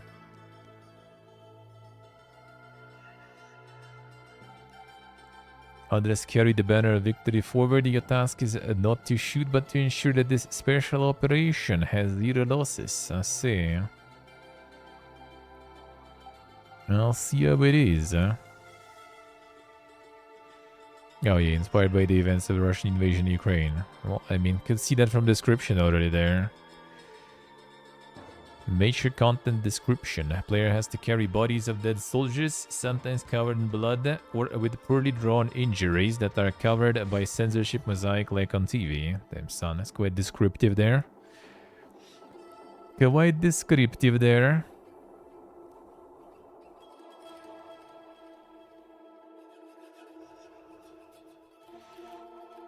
I gotta make sure that there are zero losses, I see. What's ding there? This doesn't seem like artistically ding though, that's for sure. It doesn't seem artistically ding there, huh?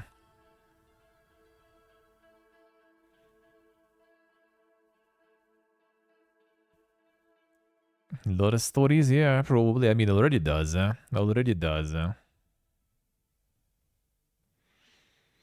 I mean, in this sense, yeah, that is.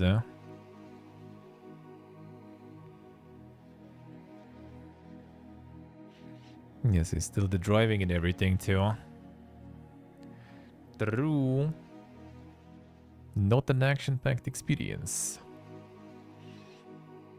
It does can spawn some interesting stuff, because that raised a lot of in general topics and things, They do be spawning stuff. For now, it's mostly the action-packed shit, though. But yeah, seems like something a bit deeper there now, too.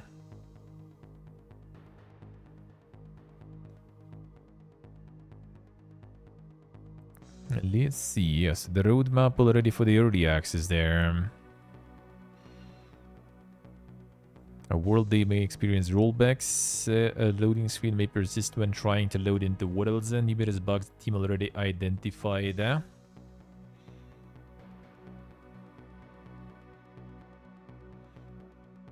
game is also from Russian side, which would surprise you.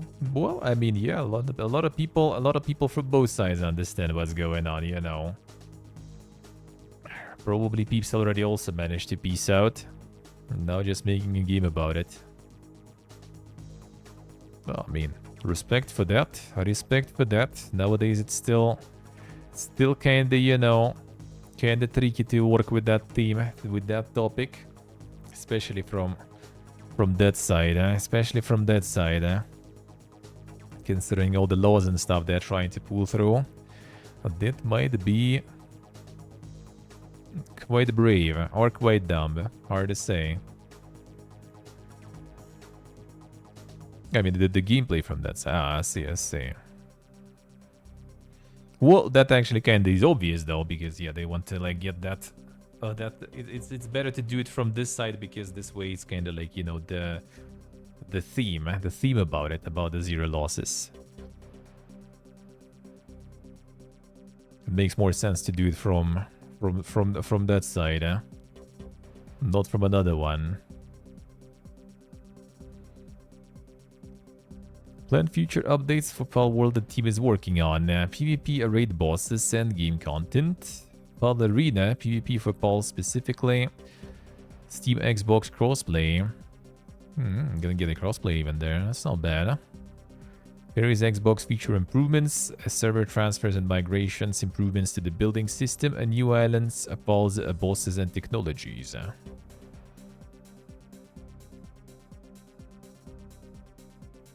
Not ready yet to share when it's gonna be out.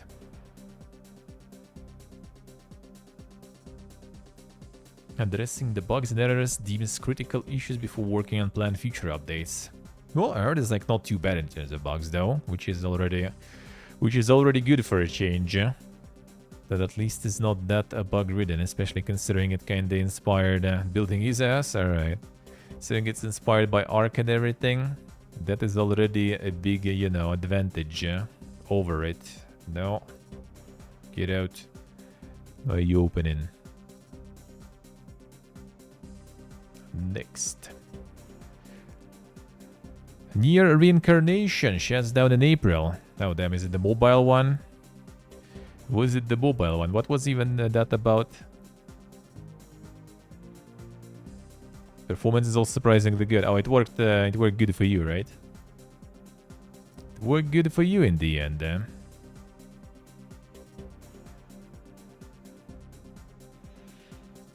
Story-driven mobile RPG.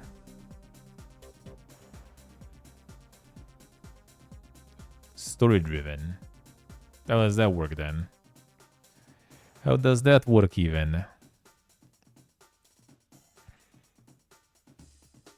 Final story campaign will serve as its last big hurrah. July 21. Expanded and giga convoluted lore. Yeah, I just kind of wonder how it works with like live service game, you know. How does that work?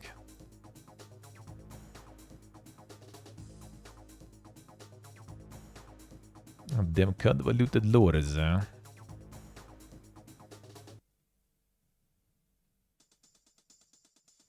Didn't even try even that stuff. That actually, like, wait, it was Act 2.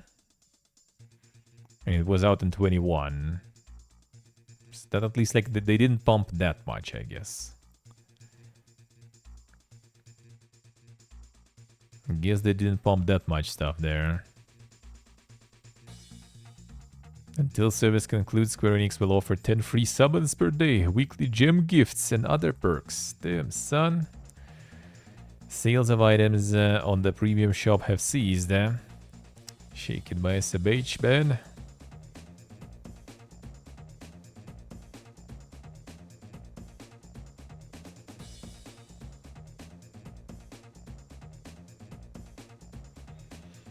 Let's see what guys say. The mobile stuff.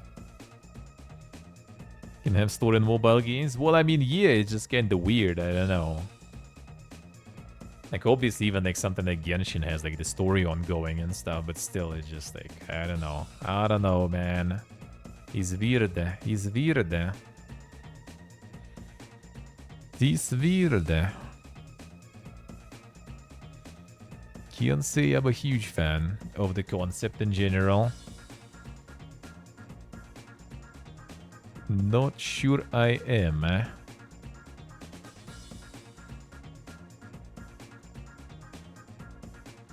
Pokemon Company issues statement on Palworld copyright controversy.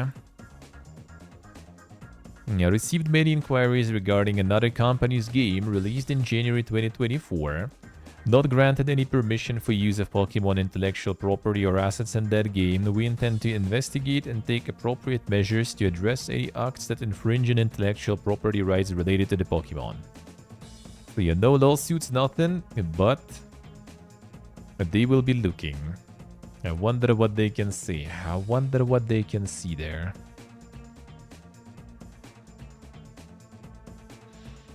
Shooter mushroom. Well, the thing is, like, as some of the researchers and stuff already showed, some of the researchers and stuff already showed, people just quite often don't even want to buy, you know, premium proper gaming products there, you know.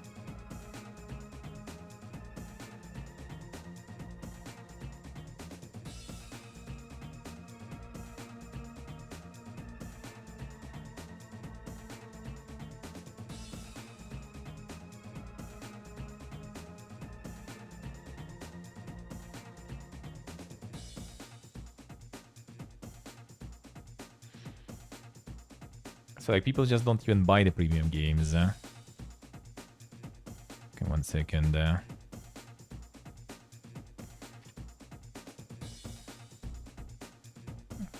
Moment. Check one thing. All right. Thought we need to go earlier today. Looks like no. It's like other people wanted to go earlier. I wanted to go earlier, but they are not gonna. They not gonna. Alright. Okay, so we go the proper way. We go the proper way. Good. Alright, nice. Nothing changed then. Then 3 p.m. CT. So like a bit over an hour I'm gonna be calling. Good. I'm scared that I need to go even earlier. That would be unplanned. Some interesting stuff that can be done too, yeah. But like audience there doesn't really appreciate it though, that's the thing. Some people just don't really appreciate it too much. So the thing is like even to get somewhere on mobile, you need user acquisition. Which, I mean, maybe at some point we'll get already on PC and other platforms that way soon. Who knows? But yeah, on mobile you already need user acquisition budgets and stuff. So like actual, you know, premium model is not super feasible. Unless you go through something like, what was the name? The Apple whatever, what was that? The Apple Arcade or something, right? Wasn't it? Like if you go through some subscription, then at least it's kind of fine. At least then it's kind of fine.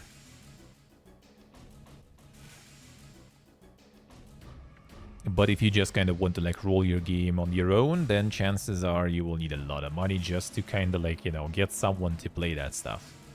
Like people not even gonna find you. People not even gonna find you there.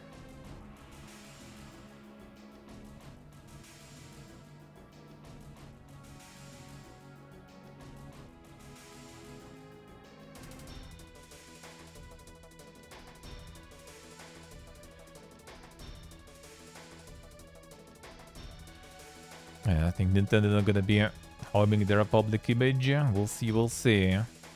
Well, the thing is, like, it's like, it also depends on, like, is it actually even feasible for them to, like, sue them much? Because a lot of those comparisons and stuff, like, you start to say, like, whatever comparisons are public in the internet, one already was, like, confirmed fake and stuff, so, you know, like, it's hard to say. Like, they need, like, lawyers and professionals to, like, do that stuff.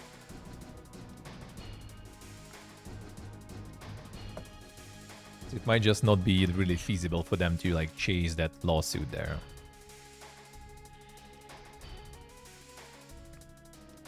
True Thermos, true. Well, in that way, like subscriptions actually, ironically, on mobile might be the only way to kind of like pump some sort of like proper serious games that people will be ready to like pay for. That's kind of the only way, really.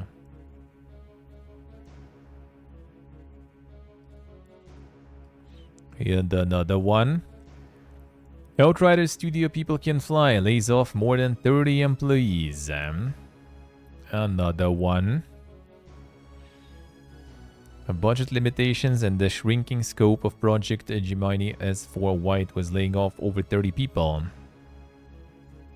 20 outside of the 30 laid off were removed from the project and moved to other projects that People Can Fly. Outriders again, like the co-op, I wouldn't really call it live service because they didn't really pump out content for it or something. It was just kind of like one and done co-op shooter. Third person, I think, wasn't it? With different classes. People Can Fly to the company, yeah. Sounds about right. That was Square, I think, even publishing that one, wasn't it? Outriders.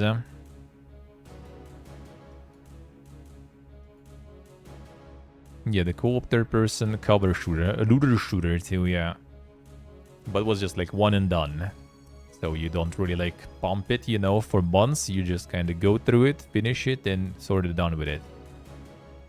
It was kind of alright. I played the demo only, but like, was kind of... Gameplay at least was fine. Not sure about the content, but gameplay-wise it was kind of nice.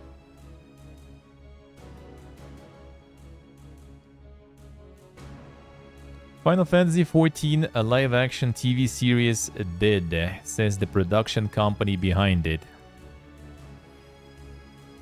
Happened Final Fantasy XIV live-action project, the updates did. Took around the fantastic pilot script by Ben Lustig, Jake Thornton, along with the multi-season plan they built with our showrunners, but got rejected across the board. Size and scale needed to do it right proved too much for anyone to want to risk. Amazon came closest. Ah, I see. Amazon was trying. Not letting them do some Final Fantasy shows, huh?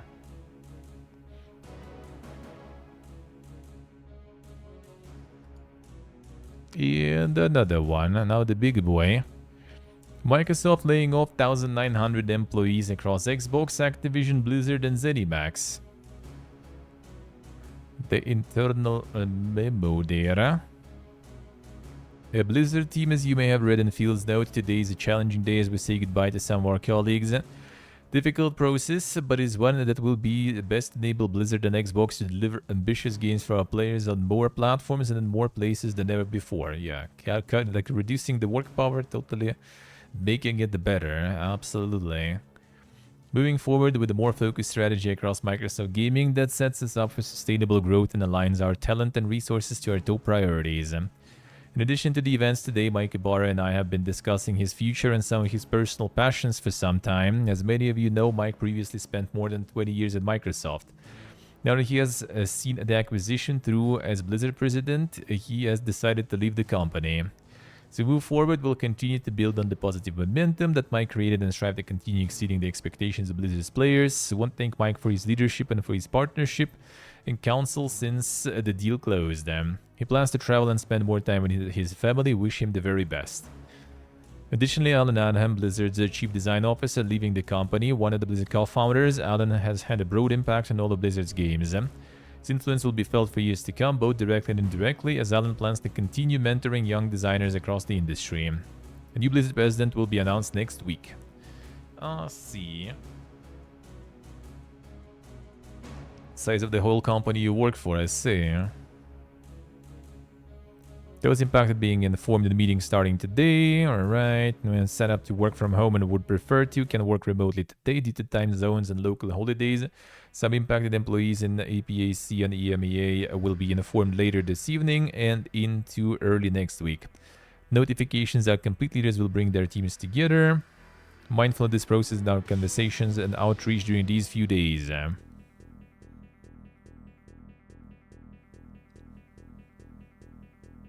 So like another one, basically, we're going to be focusing on what's actually, you know, pumping the money. Everything else goes down. Well, I mean, I'm going to be real. As I said before, that was probably with the Microsoft Blizzard, that was expected. Because, I mean, they just got the company. Obviously, they would be doing some sort of cleanup in the company after the previous, you know, like management and everything. So, not good, but seen that. Yeah, the thing is, like, the Mike Ibarra didn't want to go, apparently, though. And suddenly he changed his mind. So, like, I don't know. Either there was something, like, really bad going on, or he just kind of, like, got, you know, like, bro, like, take, like, some big severance package, you know, and go, yeah, hang out with family and, like, travel and stuff, you know, goodbye.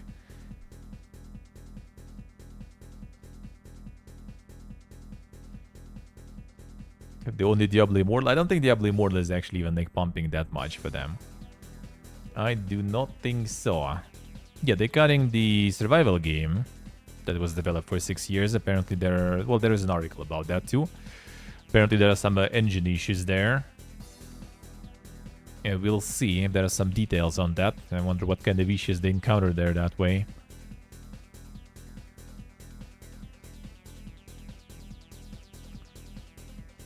Death and King Mobile fees, they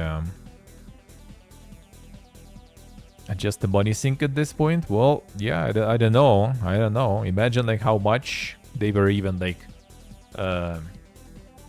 losing on that stuff, I guess, that it's actually cheaper at this point to just cut it instead of trying to finish it. Yeah, actually, yeah, I'm gonna be leaving in an hour.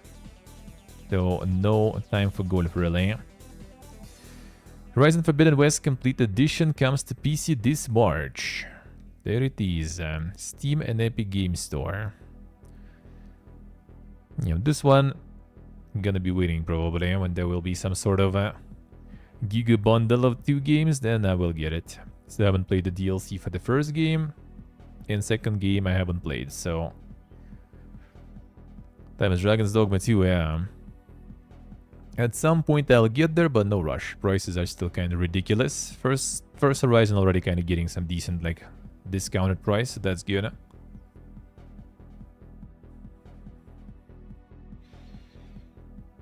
Hey, Gorvgi and Vedgi, I see.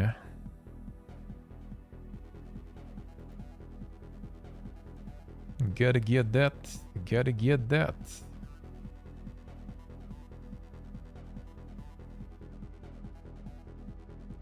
And another one. Destroy All Humans remake developer Black Forest Games reportedly lays off 50 employees. And another one. See what I say. Do it. Do it. This one is also suffering now. 50% reduction in staff at the studio. Now that's a massive one. Yeah, that's the one.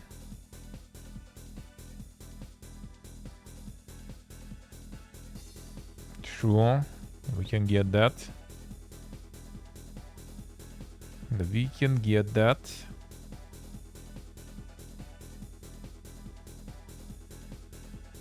Done with the streak. Nice. Nice. Bigus streakus. Alright, so that one.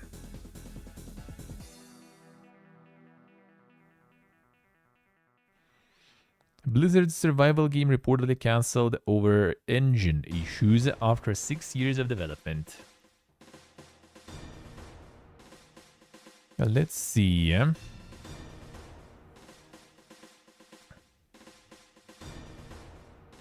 Bloomberg report details development struggles around the game's engine, which was prototyped using Epic Games' Unreal Engine before. Blizzard executives decided to switch, in part because it wouldn't support their ambitions for vast maps supporting up to 100 players at once. Team behind the game, which Bloomberg says was called Odyssey, switched to Synapse, an in-house engine Blizzard originally developed for mobile games and envisioned as something that would be shared across many of its projects. So, what I kind of feel here, considering it says executives and stuff, then they probably didn't want to pay some royalties to Unreal Engine. And they were like, yo guys, we have this like dusty, shitty, useless, irrelevant engine laying around. How about you guys use that? It's free. This reportedly led to significant problems in Odyssey development. When Microsoft acquired Activision Blizzard last year for a colossal $69 billion, team had apparently hoped their new owners would allow it to switch back to Unreal Engine. However, that switch didn't happen. Bloomberg notes that despite engine struggles, game's development made progress, with people who played early versions of it enjoying it, remarking on its potential in a landscape where survival games are as popular as they are. True. Blizzard was reportedly looking to expand the Odyssey team in an effort to target a 2026 release year for the survival game, but Bloomberg reports even that seemed overly optimistic to some developers. And now, as we officially know, development concluded and the once exciting Blizzard game cancelled. So Microsoft decided not to let them switch the engines. That's weird, huh?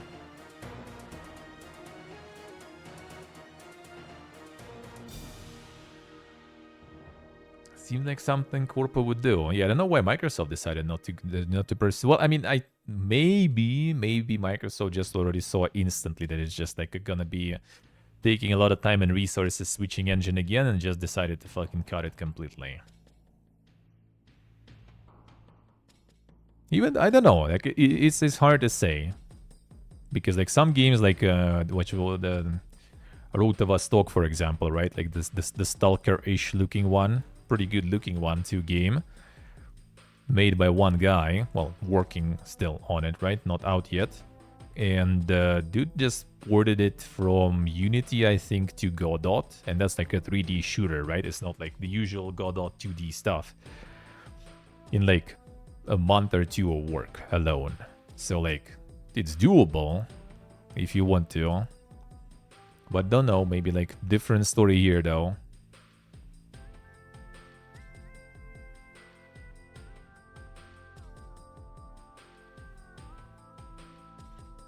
$6 years, yeah. Now the fun part that exactly also highlights the thing that a lot of people were talking about, right? With all those like insanely long production cycles and stuff. It's like if you work on that shit, like even the name of the project is still kind of like, you know, just now appearing, and it's still kind of like, you know, the tech name basically, right? It's like no one knows shit about it outside a few concept arts that Blizzard posted before. Like it's all full NDA, I assume. So like you work on something for 6 years. And you can't even show it in your portfolio or something because it's all NDA. And now when you kind of got laid off because of that, like you basically like spent 6 years and you didn't get any like, you know, completed project. Maybe best case they will allow you at least to use, you know, your work and portfolio and stuff, but still you kind of like not getting like a release project, not getting like, you know, some accolades and stuff. You basically just like done. Just on the street.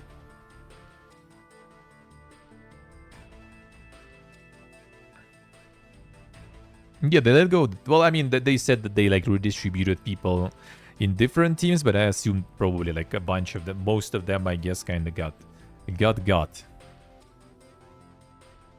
The entirety of Blizzard? Yeah, no idea. Probably just gonna be pumping more of the same, I assume. Now they have like Diablo 4 expansions that they're gonna be selling for like $50 or something, right? Like once a year, they're gonna be pumping out some expansion for next like 5 years or something, maybe more. World of Warcraft obviously continues as before. Overwatch probably also continues as before. Hearthstone, like back to the usual. Maybe like some team gonna be like prototyping or working on something new.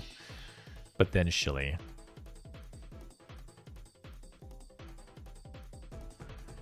StarCraft is forgotten, yeah. The only person who said anything about StarCraft on BlizzCon was Phil Spencer. No one at Blizzard even like, you know, like mentioned the name. So yeah, that's probably not gonna happen. Strategy's dead genre, bro, you don't know. Soul gone, soul dead.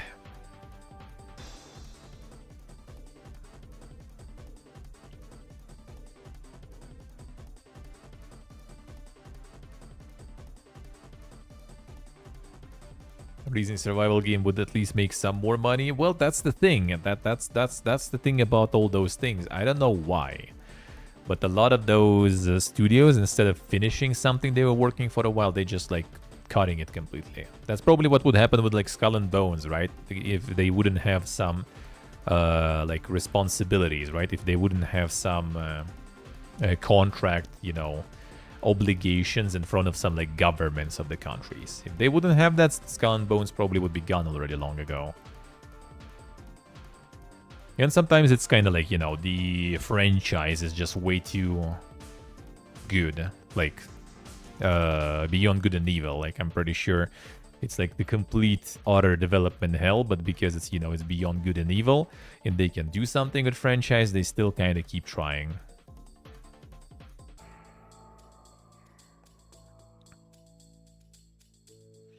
True, true. I mean, to be honest, it's survival game, right? Like, they either got like really, really serious problem with the engine, like big deal, and then like the only option is to switch engines, and Microsoft just kind of like didn't want to deal with like even more work hours and like money invested into it.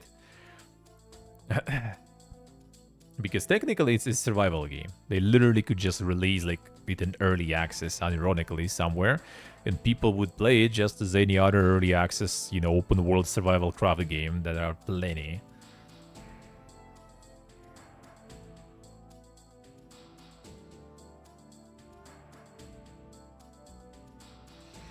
The early access Game Pass exclusive. I mean, Grounded. That's what Grounded was basically, and it worked. Pretty good, I would say. It's probably just Grounded wasn't in the works for 6 years, right? By like 100 people team. That was like part of Obsidian working on it for a few years, probably. Silton, I see.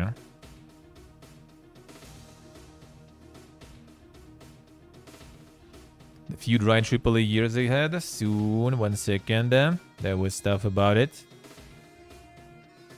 Well, there we go. Right here. Games industry leaders braced for up to 2 years of pain. Prepare. 2024 will be a year of closures, warn senior bosses. Speaking to us privately, publishing, development, and investment heads have said that continued high interest rates, oversaturated video game stores, and cautious investors will result in more restructures, layoffs, and closures. One CEO of a public company told us if 2023 was the year of layoffs, 2024 will be the year of closures. Not just developers, but publishers, media, service companies. There are just too many unprofitable businesses in video games. We are looking at up to 2 years of pain. Some investors we spoke to expect interest rates to come down, which will likely stimulate more investment, but not until later this year. Until then, there are simply far safer ways to invest your money than video games, although it's not the only industry facing this issue. A leading VC added, why take a gamble with a games company when you can just stick the money in the bank and earn 5%? Interest rates put pressure on costs, and not just wages, but also insurance, travel, rent, and other business costs. Meanwhile, there is no room to raise video games prices to compensate. There's simply no tolerance of any further price moves. But a growing concern for publishers we spoke to is the abundance of games being released across all platforms. I see too many games again. Here we go. In next gen.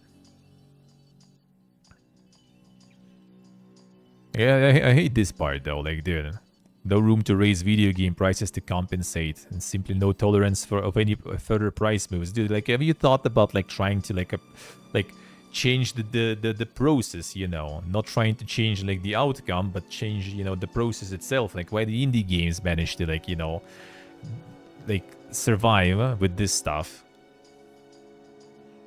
Like, why do they manage to do that and you can't? What is different? Like, need to start thinking about that too. Like, sure, if you're gonna have like 6 years like development cycles, huge open worlds with huge investments and everything, and also in the same time like run teams of like a couple thousand people, that will be working on that, including all the like management with the on the insane salaries and stuff, then yeah, sure, you kind of like never gonna be able to like it's just yeah, like the line goes up thing. Like they constantly need to grow, they constantly need to increase, they need to make more. And they make it like not by, you know, kind of like reworking, refactoring, you know, and stuff like this. They just make it by kind of like throwing more wood in the fire, pretty much. They just like throw more money in and they hope that that will make them more money in the outcome. And when there is no more ways to make more money as an outcome, right, the prices can't grow anymore. They're still gonna sell microtransactions and stuff, right? So like they're still gonna get some of that money. Then they kind of suffer, like, oh man, we're like throwing so much money in the bonfire, but not getting enough money, you know, like on the trucks coming in so we can throw more.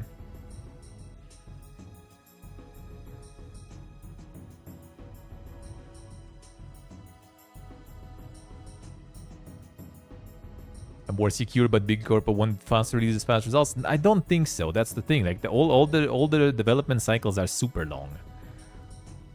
That's the thing, and like they want it fast for sure, but like they want it fast not because they want profits like here and now. It's more like the teams are like thousands of people. Like imagine how much money it is just to pay salaries to thousands of people while they work on the game. That's insane. And then they work on them for like 6 years or something. And then yeah, someone is like, oh man, this engine just doesn't work for our needs. We need to switch engines. And that's like, you know, like another year probably of like porting everything. Okay, not the year, right? But like still, like few months of those salaries again. So like big teams and stuff and long development, I wouldn't say it's secure. I wouldn't say so. And it also like all this like price that keeps piling over those like 6 years, right? Like all this price you need to kind of make back and stuff. And like the more this like pile becomes, the harder it is to make that money. So you kind of like become YOLO pretty much. You just invest a shitload and then you just kind of hope that it's gonna like do numbers and you get like more back. And then you can again throw another pile on the next game and then again you sit and pray that it makes more back. The only people who don't care, obviously, right, is like the corporate guys, the management and stuff. They don't give a shit. They get salary, right? They get salary, they get bonuses. So like no matter how those games perform, they're gonna give their shit. They don't really mind. Sure, they want it to perform good, but like no matter what, they're gonna be farming. So like the process doesn't. But like, for them, I guess it's even better. Like the longer it goes, the better. Like what's with that game? Oh. 6 years development cycle, boys. After 6 years, you will see how good it is. And for 6 years, they just get this salary, and in 6 years, it fails completely, and they're like, oh man, I need to focus on my family, you know, travel the world, meditate, and they piece the fuck out. Pretty much, that's it.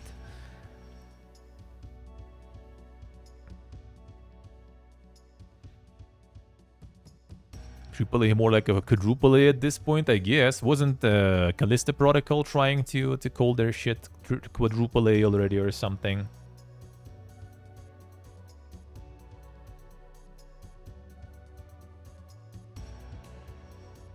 Sustainable pumping franchises have to cut as well, yeah. Everyone's downscaling. It's impossible. Like if you constantly try to jump like, you know, higher than you like jumped last time, at some point you're just gonna hit it like your like ceiling. It's just impossible. At some point you're gonna hit the gravity or some shit, you know. So unless we kind of move to like Mars or something, you already can't jump higher, dude. Like it's just impossible. Like all those systems, they are like not sustainable. Like once at some point they just hit the ceiling. And I think like maybe they kind of this year around now, we kind of got that ceiling. And they can't really do anything about it. So now they hit the ceiling, like all the investors and stuff throwing money down there like, yo guys, what the fuck? Where's the growth, man? Line doesn't go up, man. What is this shit? So we're not going to be throwing money at you anymore. And then they also kind of still want to grow, at least stay there. But like the money, you know, investments already like drying out. And they just kind of like, dude, what to do now?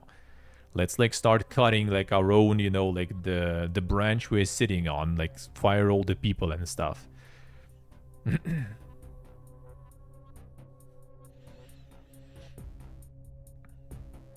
Like, it's ridiculous. It's ridiculous. And yeah, like sometimes you literally like with THQ situation, they just got a bunch of debts and stuff, right? Like just to buy the companies, get all those developers and stuff, and then like, you know, kind of some deals fell through, and like the loan is still there. You need to pay interest and stuff. What to do? That just never works. That's just like it's just the same stuff as we always had, like in like back home, right? With actually the army stuff, like a mandatory conscription, right? Every half a year, the like all those like departments get paper. This half a year, we need to recruit that many people. They're like, oh, let's go work, get all the people on board. Boom. All right, we recruited that many people, and we got some more. So you guys need to pay us some bonuses because we did that good. Good shit, here's the bonus. Next time, they already sent the paper that has that number that was with the bonus as a baseline. Because, well, you managed to get that many. That's your baseline now. What to do? Get get the baseline and then get some more because you want the bonus, right? They get some more. That becomes the baseline. And at some point, they're already like, bruh, where to get fucking people now? All right, you have no leg, bro. That's fine. You're gonna serve in the kitchen. Let's go. And that shit kind of like keeps like perpetuating like Pipiaga's circle. So you at some point just hit the ceiling already physically. You just can't get more. It's impossible. Like, relax, dude. That's dumb. That's not sustainable. That is not sustainable.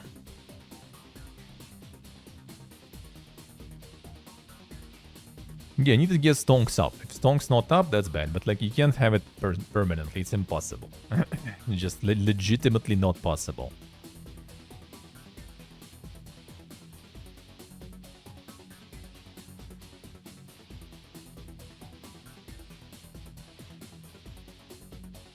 More people exiting the game industry than entering it. I mean, they're not exactly exiting. They're getting fired.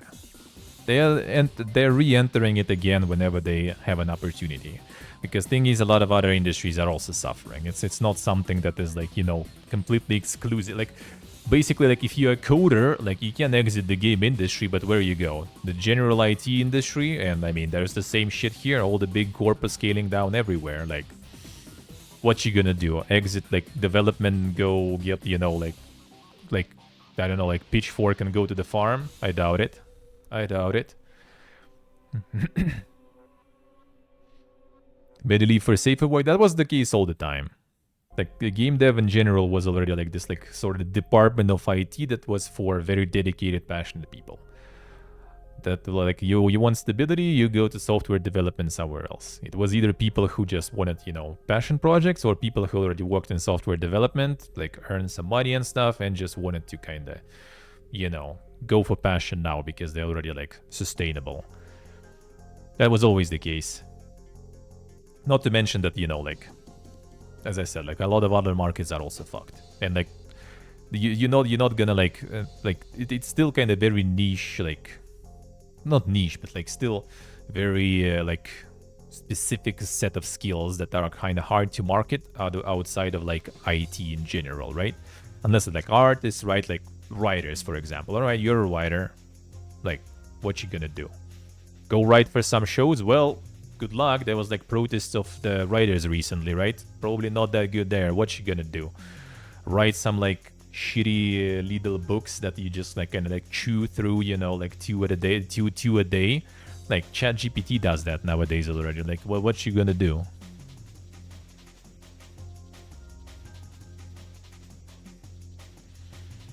Well, I mean, ironically, you're right there, Gordon. Yeah, like you can go do like welding, for example. If you get good at this shit, you're gonna be earning more than IT guys for sure.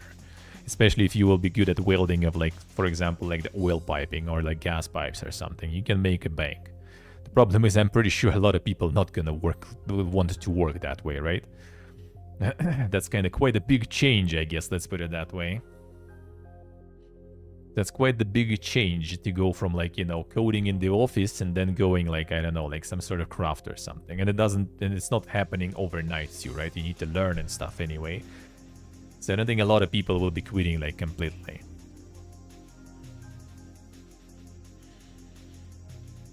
And you're getting a job in game dev will be a giga hard mode. Yeah, the thing is, like, right now, it's still, like, no matter people quitting or not, the market is overstuffed right now. Because so many people got laid off. And so many people, as usual, kind of, like, roll in the industry and wanting to roll in the industry.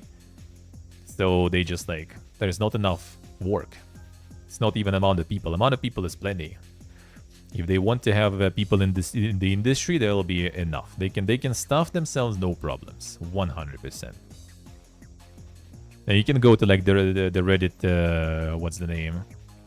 The game dev Reddit, and then see like all the threads of people like how to find a fucking job, man, and stuff, and you will understand. There's like plenty of people who want and not a lot of work. Yes, you gotta could see, huh? Well, I mean, that's good stuff. That's good stuff you got yourself. If you can do stuff with your hands, that's good. That's always good. Huh?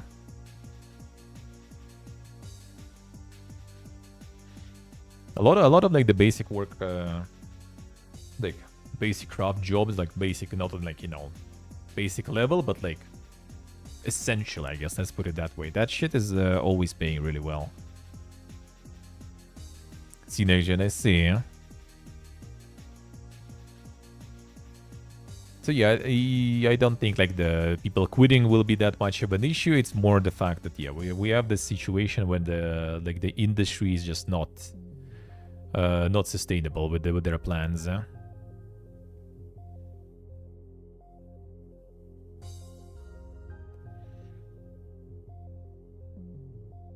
Yeah, so you gotta could see.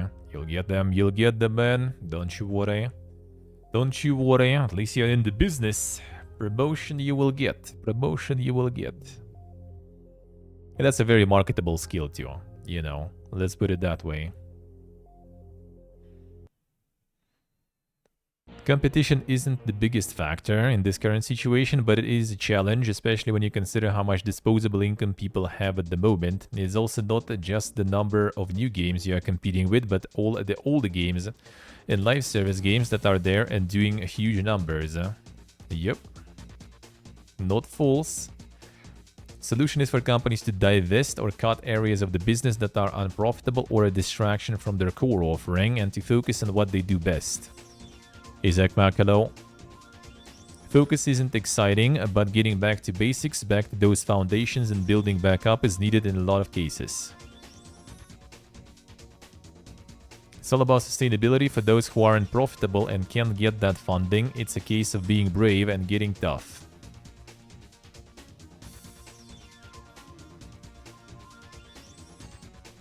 Video games face unique challenges. There are global issues at play that games businesses have no control over. Government overspending during the pandemic and on wars and on things like Brexit in the UK is going to take years before that normalizes. COVID did serious damage and recovery will take some time.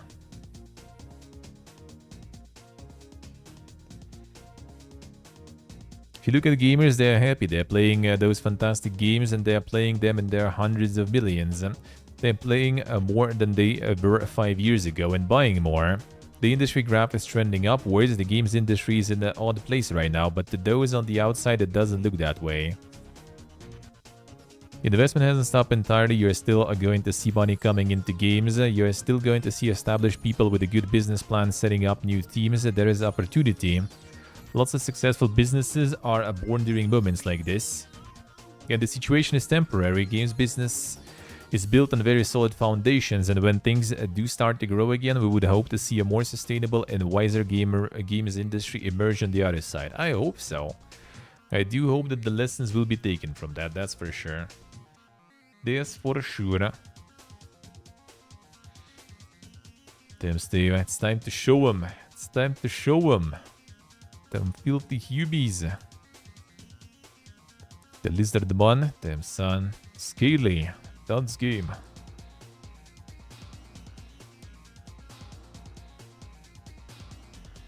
Focus Entertainment's Q3 revenue dips 43% and it announces a rebrand. Well, there's no layoffs yet.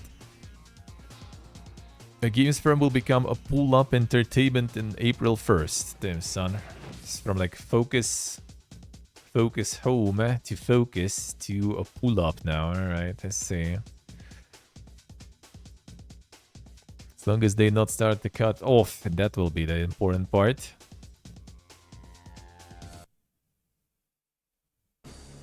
Easy growth and profits dry up, the investors will run away screaming. Well, investors still do. There are still like a lot of investment news like through this shit. There was still a lot. It's just a lot of like new things though, so it still happen. It still happen. They're not gonna run. They're just gonna be smarter about it. They just gonna be smarter about it.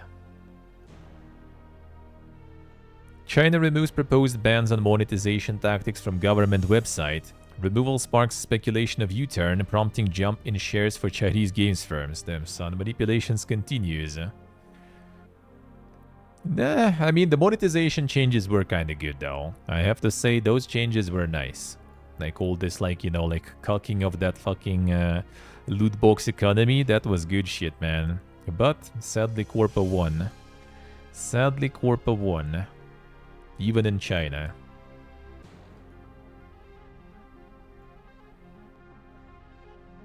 A Unity restructuring results in a large round of layoffs. 25% of its workforce across all teams have been affected. Wait, again? Wasn't it like just recently?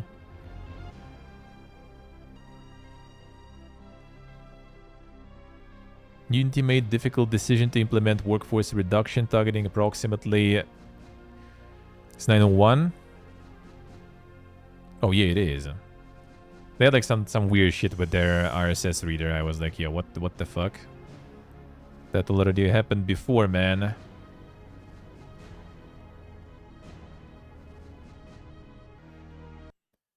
Twitch expands partner program to give more streamers access to higher revenue shares. Changes include removing $100,000 cap on its 70-30 tier. So yeah, that actually kind of good news there. Well, the cap removal is good, in general. The thing is, they are gonna lower the prime pays. So, like, there's gonna be flat rate now. Flat rate prime. I think Turkish prime is now 9 cents, I think, to streamer. Because, which is also kind of, like, weird, because, like, it costs $1 to get prime from Turkey. So, like, why is it 9 cents? I mean, I understand, like, you know, okay, like 30 cents. But, like, why 9? And I think in Germany it's also kind of weird. Like, it's, like, way, like, less than half now. But that's the thing. I think, like, they just gonna cut the prime completely. Now, to get paid by Twitch in the first place. True. It's also always funny to look at those. Always funny to look at those. When your revenue share is like 100-0 for 2 years already, you know, you just kind of like, huh. First time here, huh? Amateurs. Amateurs. But yeah, technically, when we get back, we can get 60-40 though. You need 100 sub points. 100 sub points. Let me see. They have like this shit in very PPG fucking spot though.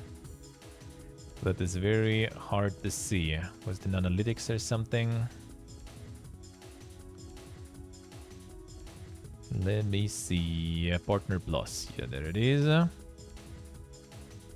Yeah, I usually kind of hover around 70. So technically when things will get back, hopefully I will get 30 more. So gifties and stuff don't count for that.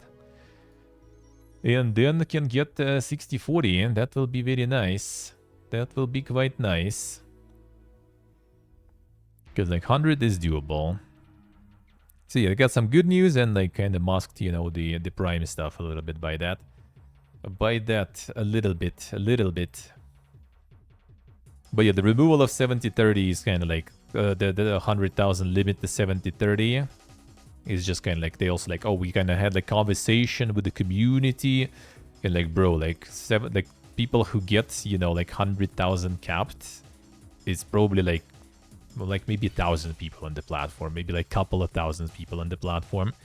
Most likely who actually get affected by that. And those people already like farming fucking, you know, sponsorships, you know, ad revenue and everything else. I don't think they're gonna like really like notice it that much. So I just hope they're not gonna be like cutting somewhere else now, that they kind of increasing the pay to people, and I just hope they're not gonna be cutting something else instead.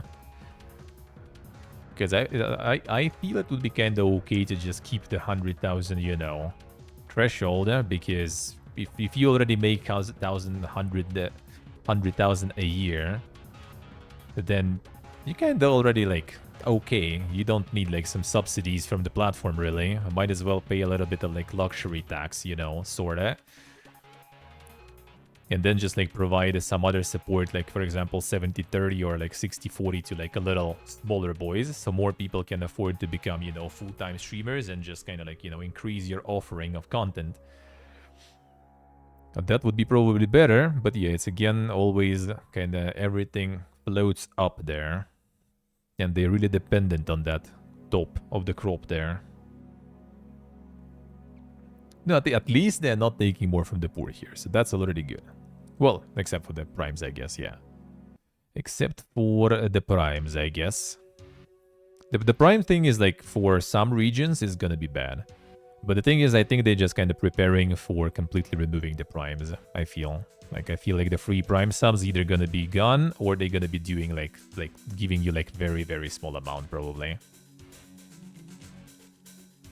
Yeah, they will probably end it eventually, because that's kind of like money out of the thin air, sort of, that just disappears from Amazon's pocket, and Amazon's demanding Twitch to kind of probably start making profits, and Twitch still unprofitable. So I think Prime is gonna go at some point. CLOSC.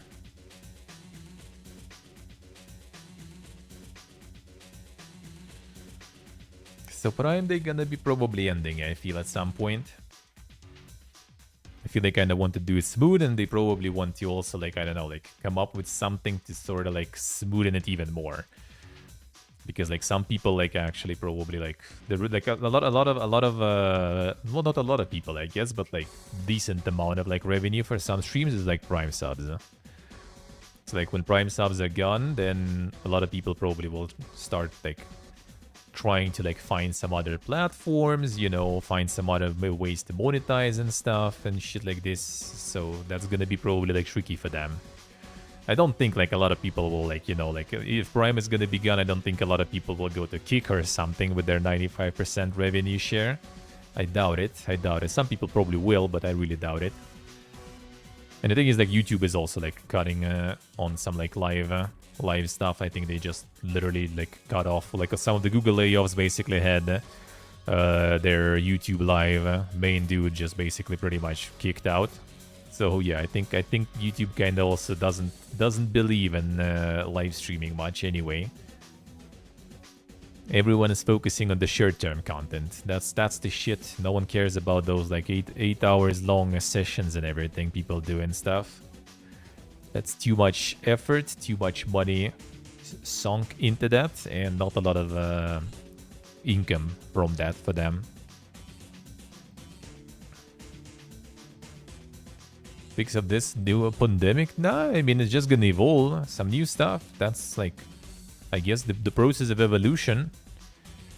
It's just we didn't really like maybe, well, yeah, we kind of didn't really have those mistakes before, so I guess we need to learn on our own mistakes. YouTube never really cared about live. Yep, they didn't. And now they're not gonna. Now they're not gonna probably either. I mean, Twitch is also like not the best example, right? When like the main go-to platform for all the live streaming still can't become profitable, then that might be not the best line of business, you know, then.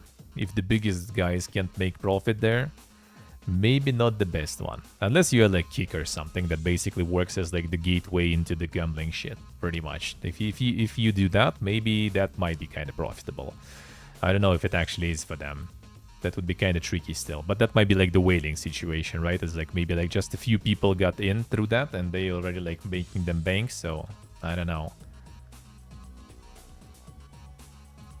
We'll see, we'll see.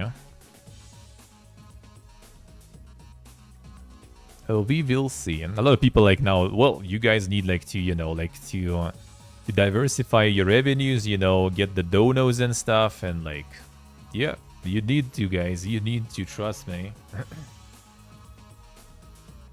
And I think that's also like very fair model. A very fair model. Guys like content? Like me? Please support me. Feels good. And I try my best to deliver something. Something at least, you know. And everyone's happy. And everyone's happy.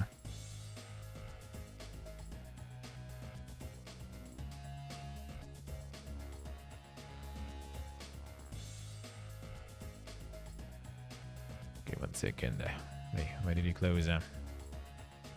Oh, yeah, of course. 1 second. This.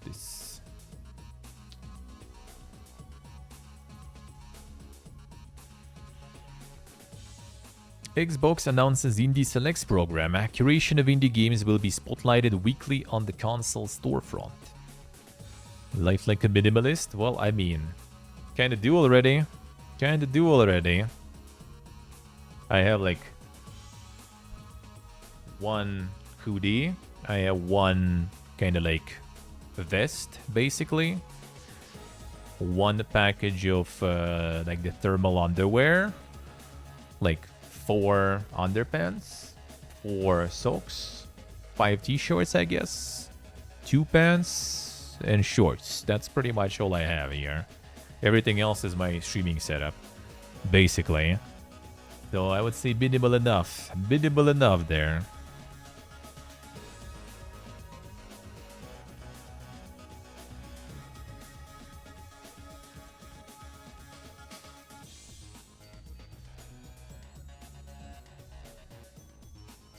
Yeah, that's kind of interesting, all these, like, the programs right after they just laid off almost 2,000 people, and with all the layoffs in the industry and stuff, too. And leaving the grindset lifestyle. Sorta, yeah, sorta. I mean, I wouldn't mind even cutting more, but, like, there's not much to cut, really. That's the thing. Well, actually, I will be probably ditching my monitor, though. I probably will ditch that one. Too heavy. Just gonna either get another mobile monitor that I use right now, or maybe some like cheap, small, light Xiaomi one or something, stationary one, just to take less space. Other than that, yeah, I'm already kind of like as minimalist as it can be, sorta. Less clothes is just tricky already, you know. Already just tricky. Well, one pair of pants I can throw actually already. I basically just wear them at home sometimes because they're already all like, well, I mean, even before I wasn't really like going ham because those pants were like from 2012. So they already literally have holes there and everything. So yeah, I decided to buy new ones. About time, you know, after 12 years.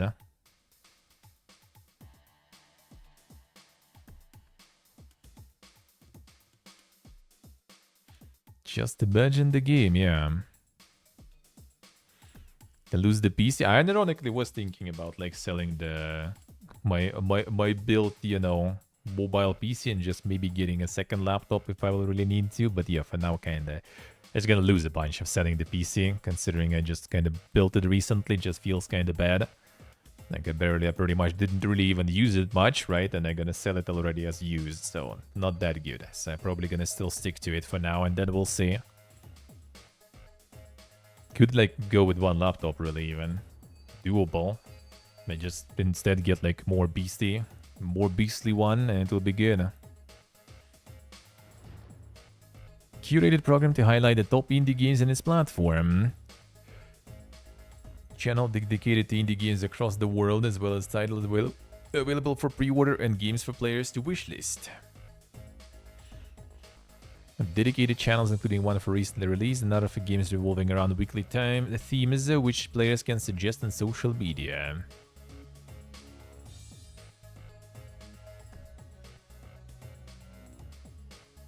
The fuck, next gen? What's that? What is this shit? Can get used to not owning things, yeah.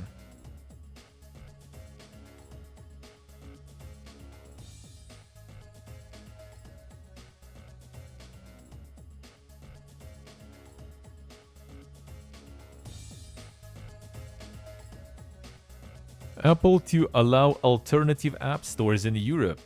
Team Sweeney calls new policy a devious new instance of malicious compliance as Epic plans to launch Epic Games Store for iOS and return Fortnite to the platform.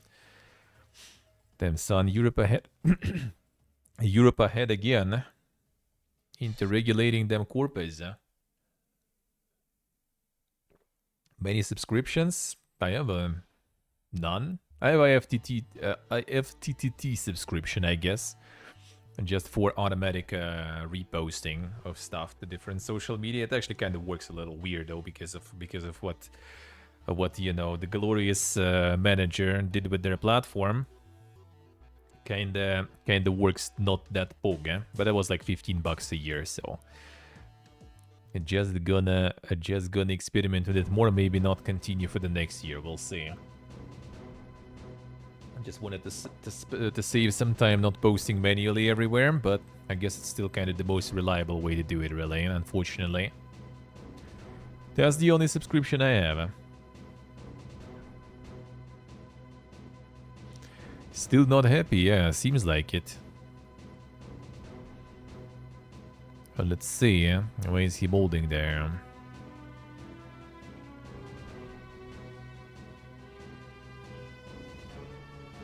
Forcing developers to choose between App Store exclusivity and the store terms, which will be illegal under DMA, or accept a new, also illegal, anti-competitive scheme rife with new junk fees on downloads and new Apple taxes on payments they don't process. So yeah, they still managed to plug some stuff, yeah. New terms will see Apple charge a core technology fee of €0.50 for each install per year after the first million. Speaking of making, you know, video games on mobile and stuff, like people already like you basically gonna already like, you know, be paying for just someone installing your shit. The fee will apply to apps regardless of whether they are distributed through Apple or an alternative marketplace. Allow alternative distribution and payment processing. Those terms will see Apple take a commission of up to 17% on transaction for digital goods and services, with the option to use App Store payment processing for an additional 3% fee. So they're still gonna charge a bunch. Like, bruh. You quote me?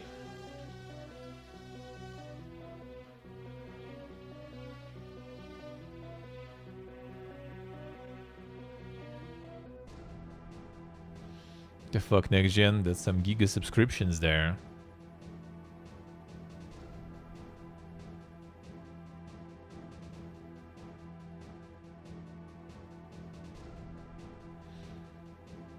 Subscribed for mortgage, damn son. And what a subscription. Oh yeah, Genshin Impact's protesting players aren't just entitled gamers. Protests against underwhelming in-game rewards should be treated as valuable feedback on a monetization strategy gone awry, not as ingratitude or entitlement. Yeah, so the Genshin players are molding there because the newer game is getting better shit there, I guess. Still same, still the same. A revolt by Chinese players of Genshin Impact. Slighted by a poor offering of in-game rewards for the game's Lunar New Year event and have responded by unfollowing its social media accounts en masse, review bombing the game, and even taking out their displeasure on the social media accounts of companies like Pizza Hut and KFC, which have formerly done marketing tie-ups with Genshin.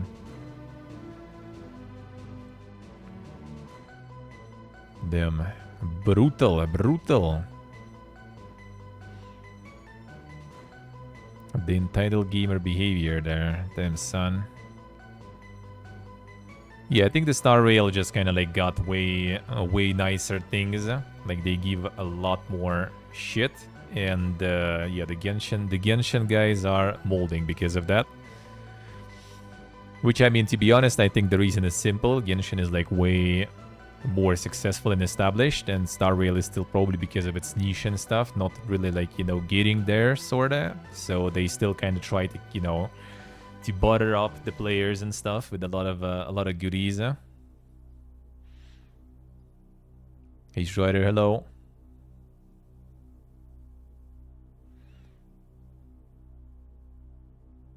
Oh, so they give 3 pools for the New Year's. I see.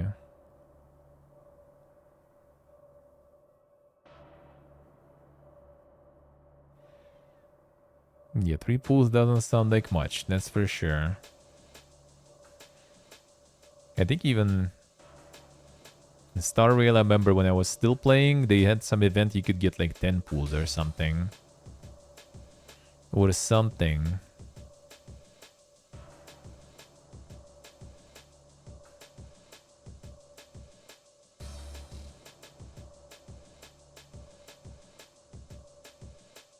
Yeah, they just give you all this stuff pretty much. Well, I mean, that's nice that people are, you know, actually protesting this shit, though. Kind of pipiega that some other people also in the same time think that they're entitled and everything, though. 10 pulls each punch, actually. Holy shit, yeah. And this is the celebration stuff, and you get 3. Kick. A Ruiner developer, Raycon Games, reportedly lays off more than half its staff. Well, I guess from Ruiner to Ruin now. Sources suggest around 60 to 70 people were let go earlier this week. 56% of the company, actually, too. Oof. Wonder what they were doing. Yeah, the Ruiner was a while ago, actually. Remember Ella streaming that one, I think. That was a while.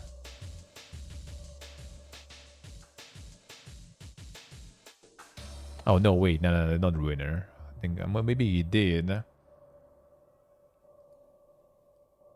think I'm mixing it up, but yeah, still. True, quote me true.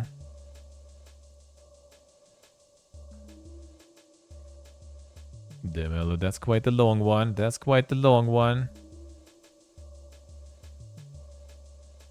Genshin is on top for sure. Gonna go anywhere. Nixon's Warhaven shutting down this April. Sales of the game's Battle Pass suspended today. Dude, that shit was out like, what, a couple months ago? 4 months after entering global early access. Kick. That's a success, man. No, that's a live service success right there. Gotta get more of those. Gotta get more of those. Only 12% of German games companies expect industry growth in 2024. But 50% expect their own business to grow, and only 22% expect to downsize their headcount. Damn, son.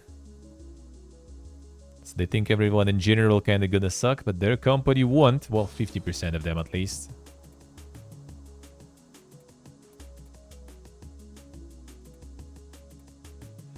Fantastic's now deleted statement rebuffed allegations about the day before development. Social media post claims in part that it forcibly issued refunds to users who did not request them.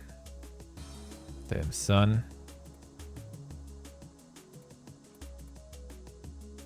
Despite being a small indie company with a limited budget, we assisted employees with relocation and healthcare and helped some of them to buy equipment and with their mortgages and other personal matters. Didn't take a penny from users, didn't use crowdfunding, didn't offer pre-orders, and even after the game was closed, we together with the publisher returned money to all players, including forcibly issuing refunds to those who did not request them. Damn, son. They basically said that everyone is at fault except for them. Yargosh. Everyone's at fault except for them. And them bloggers, man. All them bloggers. Ruining the game. Look, Dr. Disrespect actually said it's alright. Valve made $1 billion from CS cases last year, data claims. There it is, dude. Gibbon is rolling there, almost 1 billion there. More than 400 million cases were unboxed in 2023, and with CS players spending a whopping $980 million on case keys. Gibbon is eating good, man. Gibbon is eating good. Just on the fucking cases, man. News that everyone was waiting for. Cyberpunk 2 devs are considering multiplayer elements. There it is. So, interview, I see. The interview with Reuters, Novakovsky, who co-heads CDPR with Adam Badovsky, said that the company is considering adding multiplayer elements to Project Orion, Cyberpunk 2, but that's all he gave up on the topic. There it is.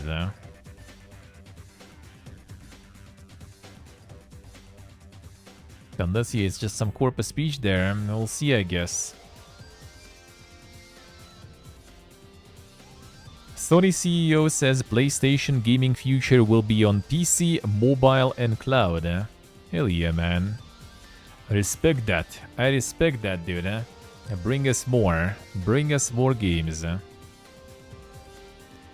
will be ubiquitous. Wherever there is computing, users will be able to play their favorite games seamlessly. And while PlayStation will remain our core product, is we will expand our gaming experiences to PC, mobile, and cloud. Horizon in March, yeah. Iguaku, good morning. How are you doing, man? What are you doing?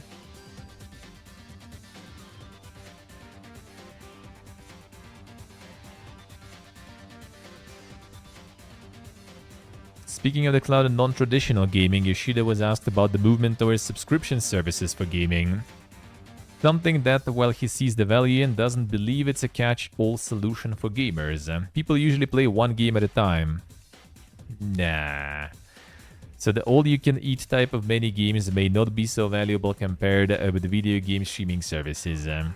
So we'll have a kind of balanced or hybrid service and PlayStation Network subscription as well as paper content. Still no trust in the subscriptions. Well, we need the balance for sure. Don't need only one. Don't need only one.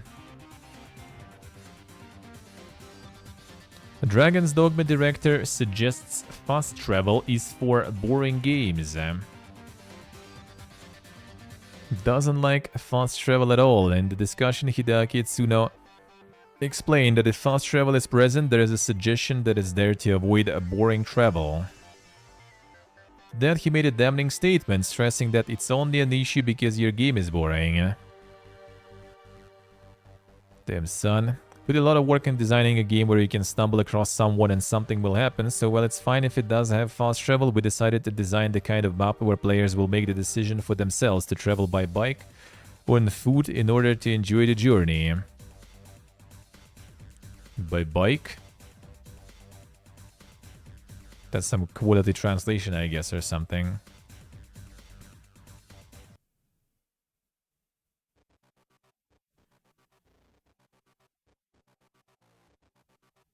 And the bike confirmed, yeah. Dragon's Dogma 2 fast travel isn't all that accessible. It's a costly practice that will have the player limiting the number of times they use the function, which is far cry from most open world games that makes it into the market these days. Well, I agree and I disagree, because I think fast travel is good when you need to go the same roads a lot. Like, if you need to backtrack in places and stuff, fast travel is good. Like, the first route somewhere should be with no fast travel. For sure. Going back or something, kind of depends. Depends on the size of the map, depends on what's gonna happen on the way, depends how long the game is, right, too, because it also kind of stretches out the game that way. So I think it's very situational. Like, I think, like, something like, like the Morrowind, for example, in that sense is nice, because you have the fast travel that is, like, lore-friendly, fast travel that is not just kind of like, boom, and you fast travel. You kind of need to go somewhere, you need to take either, like, Silt Strider, or you need to go get the boat, or you need to go get the Portal and Mages Guild, which you first need to rank up, or you use the spell for that you first need to obtain and stuff, right? I think that kind is good. I think. In my opinion. When you can, like, instantly from the get-go, like in Oblivion, I think, right? You pretty much, like, all the major cities, you can just fast travel there. You don't need even to, like, go there first time, you just fast travel there instantly, done. That's dumb. That, I think, is dumb.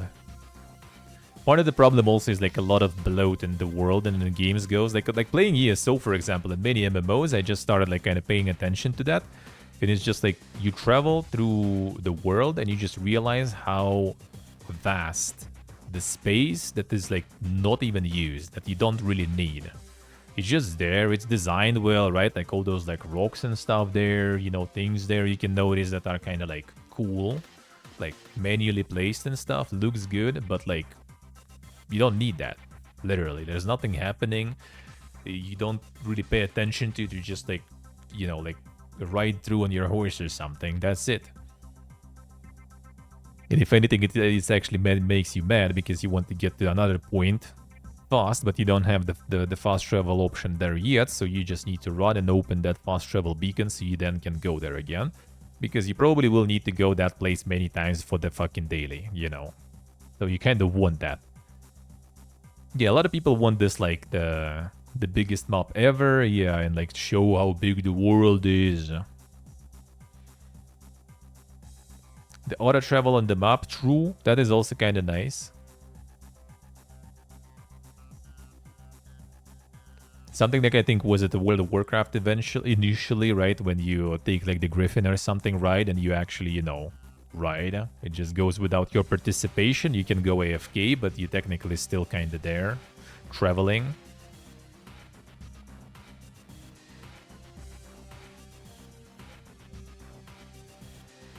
Often pretty, but all you do is walk through it, yeah. Like, that is an issue, but even if it's, like, really, like, loaded and packed world and stuff, I feel like, you know, when you need to run back and forth between multiple locations quite often, it just kind of already becomes boring. Like, you can't make it exciting, like, you can make it exciting, like, once, twice, thrice, maybe, but, like, more, it's already hard. Like some random encounters, like the more you randomize them, the more boring they become, sort of, right? Because they're gonna probably devolve into like, oh shit, you encounter raiders, oh shit, I need to fight them. Or like you encounter like some trader and he asks you for something to bring, right? Like 10 bear anuses and stuff, and oh man, insane. So like making like good, really interesting ones, it's gonna be like, you know, count on like one hand's fingers most likely. Edictamnus, hello. That's in many MMOs, though. That's actually, I think many MMOs do have that. Like, same with ESO, for example, right? Like, that's why, like, you can fast travel from any point. Not to any point, but from any point, but you're gonna pay. So sometimes, and the more often you do, the more you pay. So sometimes you actually need to go to the beacon to fast travel from beacon to beacon.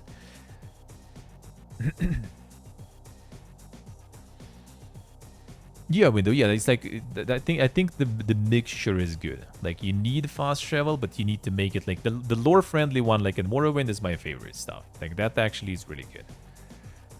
It might be a bit annoying, but also later it kind of like makes you kind of like, you know, like have this like map in your head, which is nice probably to have the map in the game, right? Where you just kind of already know, all right, I'm gonna put the mark here, then I'm gonna run there, do the quest, then I do mark recall, then from here I go to the Mages Guild, teleport to this Mages Guild, from this Mages Guild I go to the Silt Strider, and from that place I ride the boat and I get to the island where I need to go.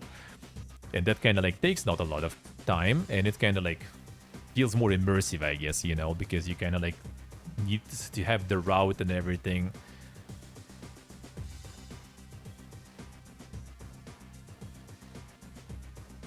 Like Ragnarok had that, they had like the Zeppelin, whatever, you know, flying between like different cities, and you actually kind of like go there and you stay on that Zeppelin waiting for your stop there.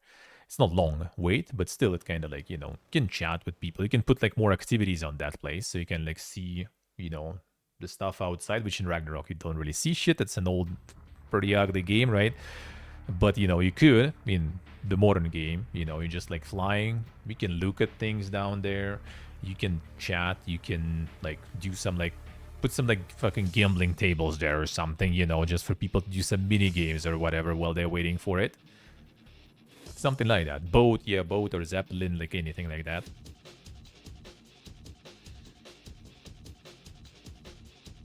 So yeah, like I think I do not think that it means that the game is boring. I think it's like it should be limited. Like, you need to have the game enjoyable enough to at least, you know, go somewhere once or twice.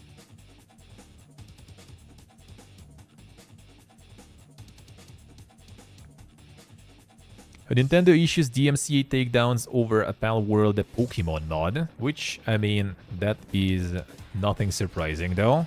Not actual Pal World, but the actual Pokemons in the mod, that's already, you don't really need to prove anything. Alright, the time. New Death Stranding 2 news imminent, report claims.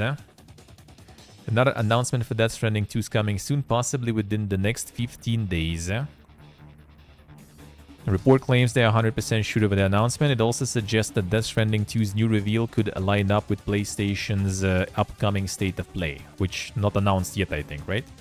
So that means the State of Play is also coming soon. That is nice. Pal World reaches 1.8 million concurrent players on Steam. And that's the biggest, I guess, right? Surpassing Counter-Strike 2's all-time peak of 1,818,000 players. Holy shit. So that's the biggest now. Already reached 3 million probably. Yeah, these news are not the newest.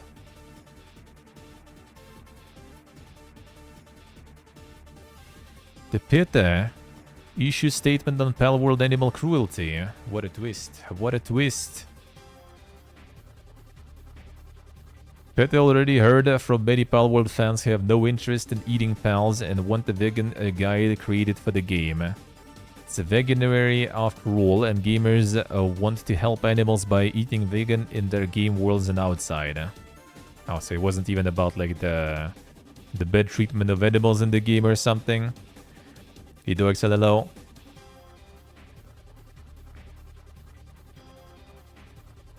The GTA Trilogy hits 18 million downloads on Netflix games. That's a lot. Now imagine if it's on iOS, right? And all those installs. Okay, half of it on iOS, right? 9 million.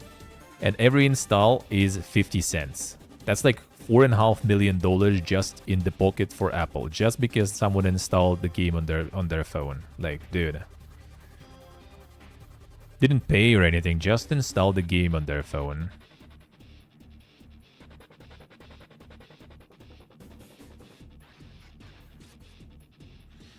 Sledgehammer Games is going back remote as it finds a new office. The Sledgehammer didn't really like lay off people yet, but they are moving offices now. Sending people back to work from home. Even though before they got everyone back from work from home, I guess. Classic. Classic. Krafton plans to franchise PUBG, invest in AI. Okay. Expanding the product lineup based on Battleground IP. Krafton would also increase development business through internal and external studios and outsourcing. The PUBG spin-offs going forward, Let's see how it is, Baba G.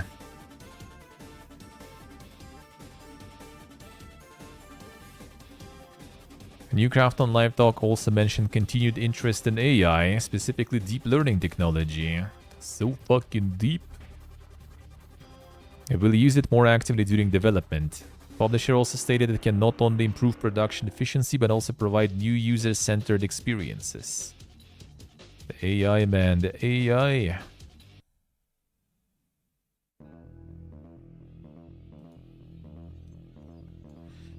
Nintendo Switch 2 reportedly launching in 2024 with LCD screen. So they're gonna sell OLED later again. Another one.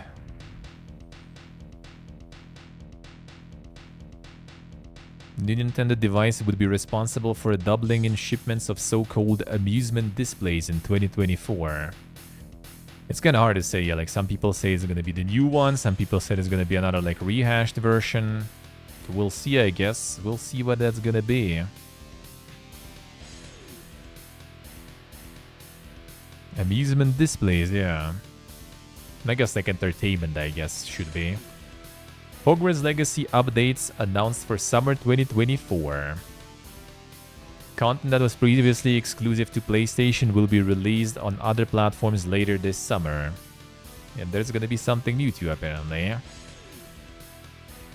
PlayStation Studio content will be available with additional updates and features for the game.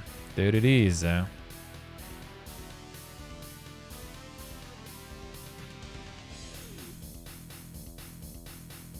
German journalists be like, how Switch 2 will ruin Nintendo, damn son. There's insane analytics going on there. I see.